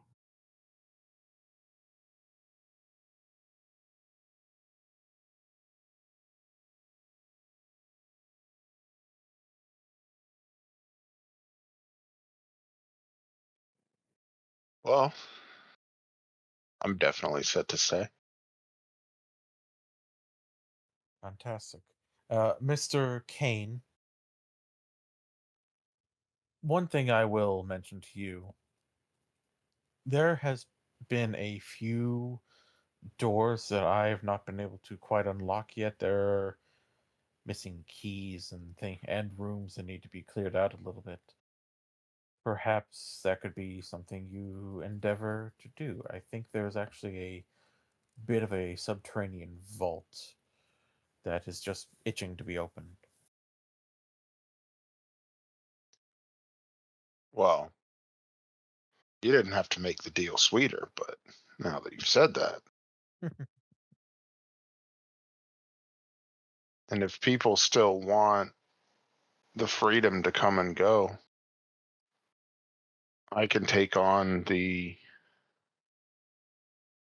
I guess, sacrifices of becoming the librarian so that others can hold on to the things that they want to hold on to. It does seem like something that would rather suit you. Like I said, I could lose myself in this place alone. I do hope you're not doing this on my behalf. No, this is equal parts selfish as it is selfless. Well, I'm not leaving the island. All I am is well, kind of a priestess now. I take care of the church. Now you don't have to stretch yourself too thin. Yeah. I suppose. I think it's teamwork.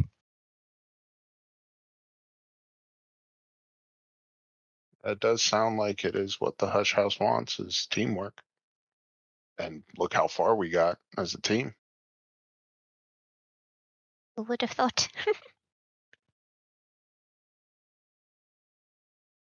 We did seal away multiple what would be gods. That gets Captain Wallon looking up. Wait, more than one?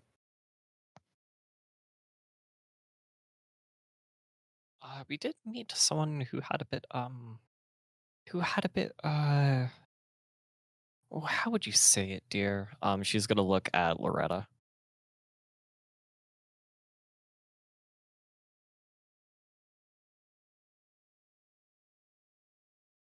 Loretta? Oh, the mayor in the tree? Yes. How would you describe her features? I don't really. Equine. Sorry, there are some times where I'm very much at a loss for words when it comes to strange things. Not always. But yes, she had a bit equine features. Yes. One would maybe compare her to satyrs. Equestrian features of some sort. Some in the shape of a goat. But I've seen lore of some satyrs taking on horse-like hooves.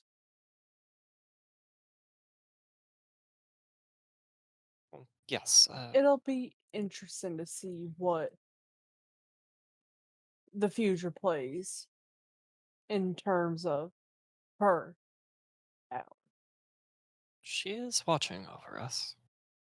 Most likely. I would be careful with that one. She's tricky, perilous, She's bored. and that's worse. She's been connected to gossip, seduction. How Like- so? She likes to encourage others to. How would one put it?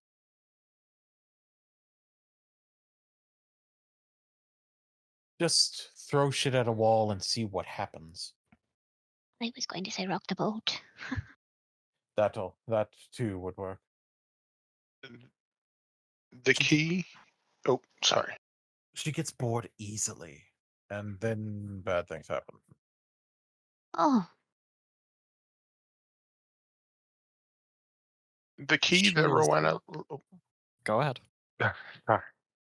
The key that Rowena let us use is the key of the mayor. So probably a really good idea that we didn't give in into letting her use it. That's we need to correct. give that back. When the next season comes, we will give it back. Oh, right. I'm sorry, anxious. Oh, it's all right, dear. We are to hold on to it until the next season's done. It's all Sure. still new. It's all right. Make sure to come by the church. I'll teach you more. I would like that.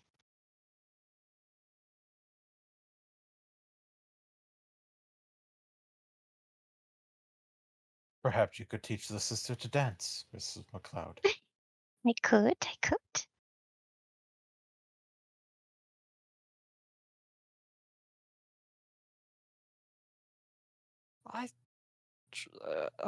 Sure. It's been. I don't think I've ever danced. It's rather fun. And rather freeing.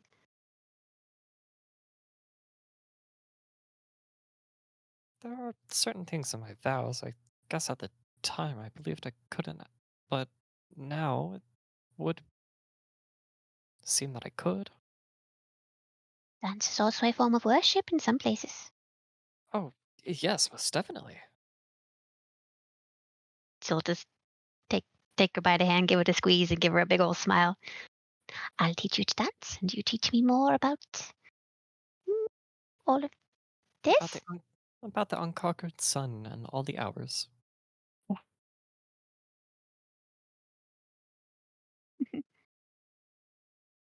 Sounds like a wonderful way to spend your evenings. Days, evenings, whatever.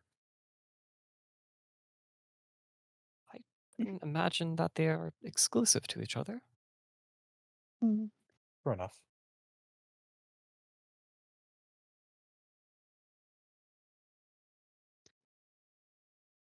I think I'll be sure to send a few manuscripts back here, or perhaps letters. Perhaps my book will just be a collection of my writings as I travel, as opposed to a longer, cohesive thing. Maybe a diary. Would you all mind being the first to read it when I'm done with it? Do you I would like to feel read? honored. Yes. Would be my treat. Thank you.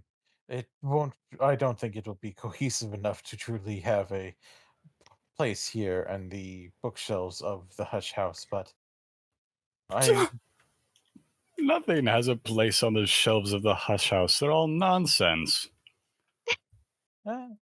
just some. I Perhaps think we would be. Perhaps you also need to spend some time in the church learning. I think it might be for us to judge what belongs on the shelves from now on. Sorry, that was presumptuous. I just meant that I think it would be lovely to be on the shelves here. Well, we Yeah. shall see. It would be a beautiful way to be preserved. The And written also to pass word on is knowledge. oh, definitely. The written word is a very powerful thing. True. I think I've been workshopping a name. Oh? The Sunset Diaries. Oh. I've had my day in the sun, and now it's time for things to pass on.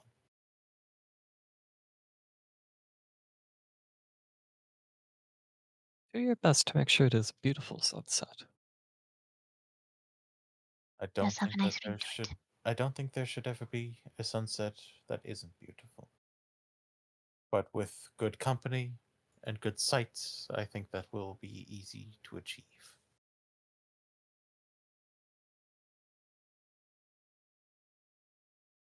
Mm-hmm.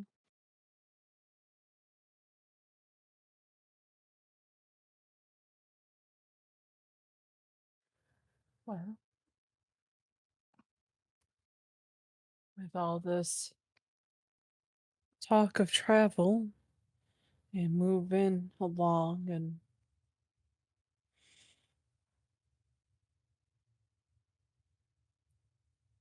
I think it might be time for us to pack up and move along. I think so too. Captain Welland, would you? And he's already standing. Already on it. I'll get the boat put together. Just the two of you will be much easier. Won't have to have the whole crew with us. And who knows, maybe this time we don't have to save someone who fell overboard.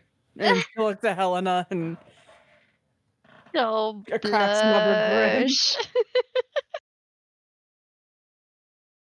To be fair, it kind of looked like it's not so much that Helena fell overboard as it is the ship kind of entered a state of perpetual overboard.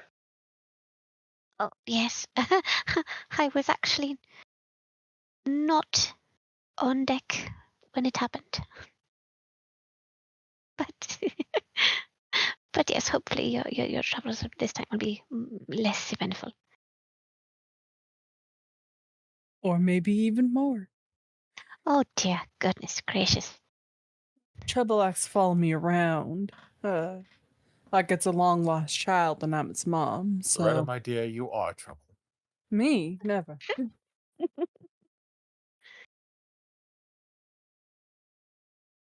You hear that blasphemy?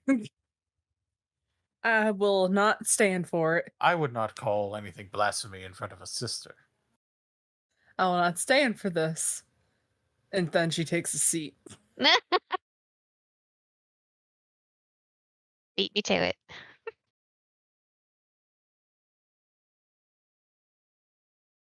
Nonetheless, please do keep this place safe, everybody. Oh, yes. It was good to meet you all. And I sure hope that whatever it is that you all found yourself here for, if you haven't found it yet, you find it in your days to come.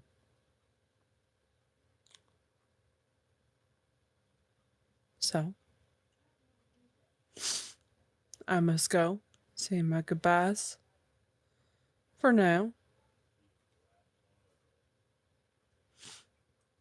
But you haven't seen the last of me yet. I No. certainly hope not. Oh, don't worry. I'll be here every now and again. Just, I'm sorry in advance.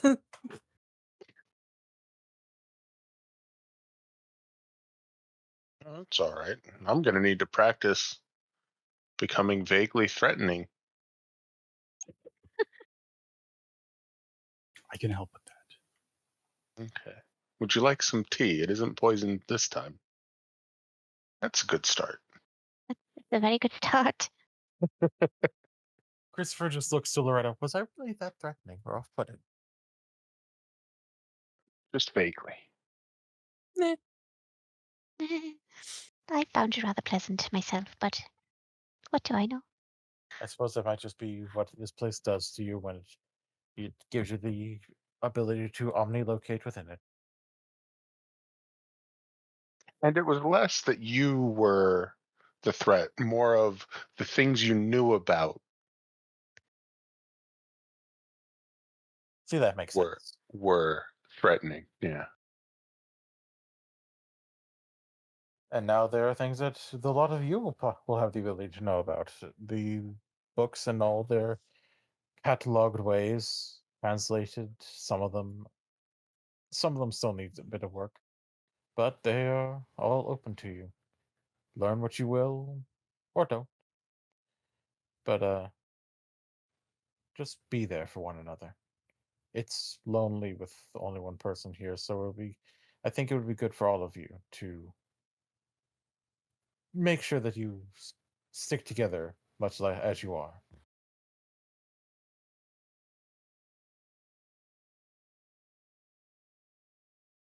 Yeah.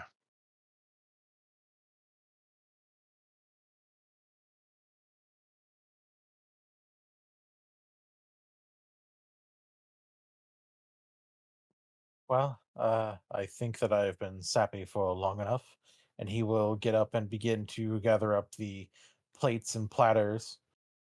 Oh, let me Oh, help you there. oh, thank you. And he gathers everything up with the help of Miss McLeod and heads into the kitchen washroom, where he will look to her as he is working to wash up. I don't know why the Hush House brought you here. Oh. Perhaps it was just the way that it felt the Thunderskin reaching out to you. Perhaps it had other things in mind. But I'm very glad that it has someone like you to be here. A heart to go with the mind, body, and soul. Well, it might have been frightening on several occasions, but it saved me from much darker outcome, and I will always be grateful. I definitely think that it will be grateful to you as well. And it will show its appreciation on more occasions than not. Mm. Be good to it, and it will be good to you. Absolutely. I'd love to let my grandmother see this place. She would love it. We are always accepting guests. They need not always just come here for esoteric purposes. Mm. Who Oh, knows? We might find a door that we could perform a little trick with and make that trip easy. I do have one question. If I Are can, I will answer it. pets allowed? He just smiles brightly, and then will move to the other side of a door and just give a loud whistle with the two fingers in his mouth. And you hear a long, like lanky sort of like plodding, and you see a very droopy basset hound make his way into the kitchen area. Oh. If he would let her, she could give lovins to the pupper. He is just going to sit there with very big, tired-looking eyes, just sort of staring at you, but letting you rub all over his very droopy face. Give him a kiss on the top of the head. I was just, I'm relieved because I have a dog myself. His name is Hades. He's a pit bull terrier puppy. Well, he's probably not a puppy anymore, but he was when I left. The Hush House welcomes all who wish to remain here, be they four-legged, two-legged, or otherwise. Oh, speaking of, the far cell in the very back end of the house does have a few serpents within it. Oh. Don't worry, they're quite friendly so long as you bring them an egg to enjoy. Oh. All right then. Oh, So, and the uh, apiary, the aviary where we have in the far tower, also has a well, I suppose most would call it an axolotl. Though oh, it does not like the water, it likes to hang out akin to how a parakeet would. oh, goodness. As long as you bring him meat, he will be pleased. That is good to know. I think I'm going to like it here. I'm very glad to hear that. Mm. We should get these dishes cleaned. Very much so. Once the dishes are cleaned, he will head back up to his room with Loretta, pack things up, and then we'll head back to the entryway where the Hush House has, through empathic vibrations across the mind and soul of each of you, politely asked all of you to see him off.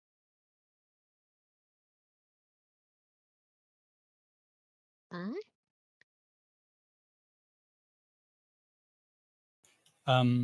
We can probably, if he's packing up and heading out, he'll be by the what is the word? The Cucurbit Bridge, the bridge from the gatehouse to the Hush House itself. Correct. So I figure I'd wait to meet him there. Fair enough.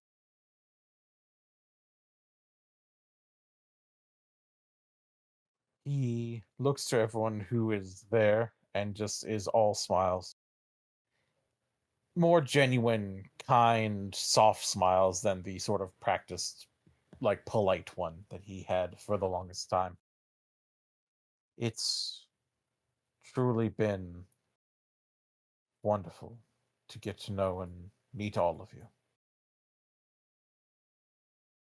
I had sort of resigned myself to this kind of existence, this being the librarian. It was something to have, something to keep me busy. But I think the Hush House will truly begin to live, thrive with all of you here. It will become something greater, something purer and happier, I think. It may even become fully benevolent. Who's to say? I promise we'll not stay away too long. I do like to come back here. I like the people of Brownkrug. But I do think I need to stretch my legs and see lands far beyond the scope of what I've witnessed before. Maybe it would be nice to actually use some of the practical languages that I've gotten to know over the years.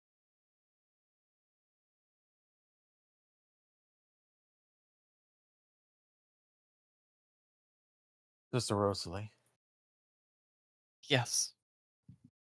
may the unconquered sun shine forever upon you and your works. May it shine forever upon you and your works. Miss McLeod, Yes. do take care of yourself, not just the animals, yes? Mm. Yeah, I will do my best. Good. Never You let as well. anyone stop you from doing as you see fit, as you like. Your life is yours to lead, after all. Oh, it's going to take some getting used to. Mr. Kane, Yes. never let that drive to know, to find, die. Too many are content to let things become lost, mired in history. Be the historian that I know that you are. Let things be remembered. Let truth ring. And he'll just smile a little bit at that.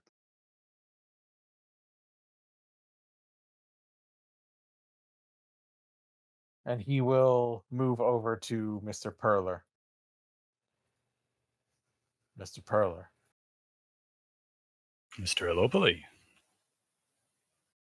I do hope that you didn't include my own works in your saying that most of the books were nonsense on the Hush House's library proper.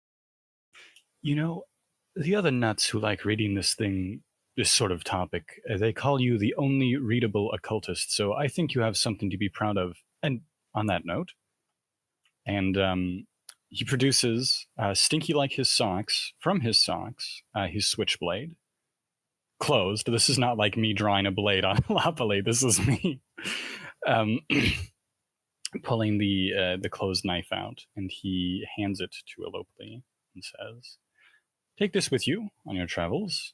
Think of us once in a while, and don't draw it unless you're certain you will use it." He looks it over and then will tuck it away into a jacket pocket for the time being until he gets used to having a knife in his boot. I'll be sure to do exactly that. It never really resonated with me, the use of weapons. But I have something to protect now.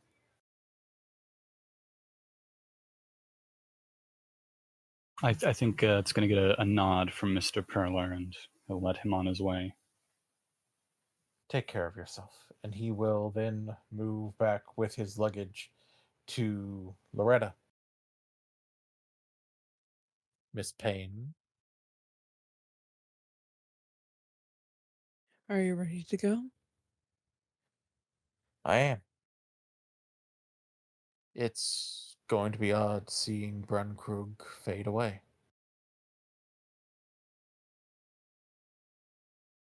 Only for a short while. What's life if you can't live? It's just existing. And I think I'd very much like to live now. He picks up his luggage and looks to Loretta, smiling. Well, everybody, don't trash the place. Please don't set it on fire because I'm pretty sure the building will fight back. Oh, it will. Undeniably so. It will. He find ways to drop things on you or trip you up in the most obtuse of ways. You don't want your eulogy to end with "it was hilarious." The Hush House will make that happen.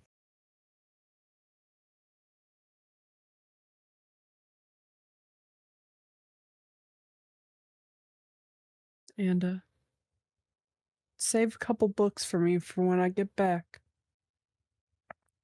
You mean you didn't just put them all into your carry-on?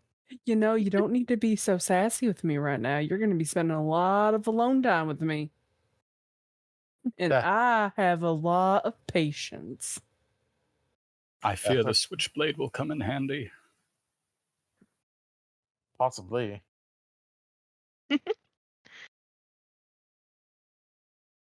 And you go ahead. I hardly think a switchblade would be necessary. I think he'll be fine.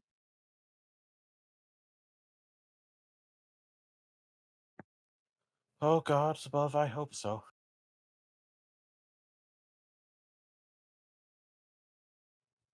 And with that, he and Loretta will head down to the docks proper, down the rather rickety steps from the village of Brunkrug to the dock, and onto the boat, where Welland is waiting for them. So where first? The Empire, or headed somewhere else? How about New Orleans? I got some stuff I gotta take care of at home before we really go out. And she smiles. Christopher just like smirks and then looks to the captain. Think you could get us there soon? And he just smiles softly. I think that the ship could handle it.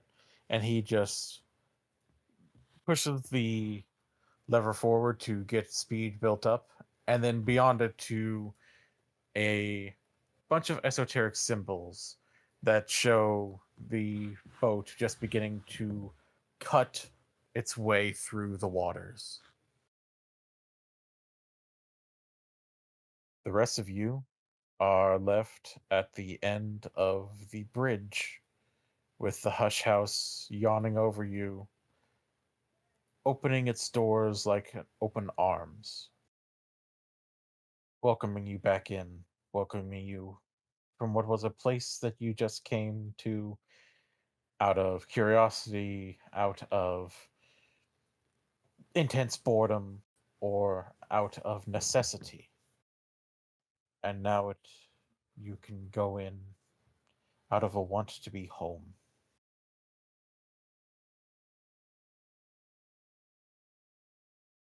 And that is where we are going to end the Nowhere history.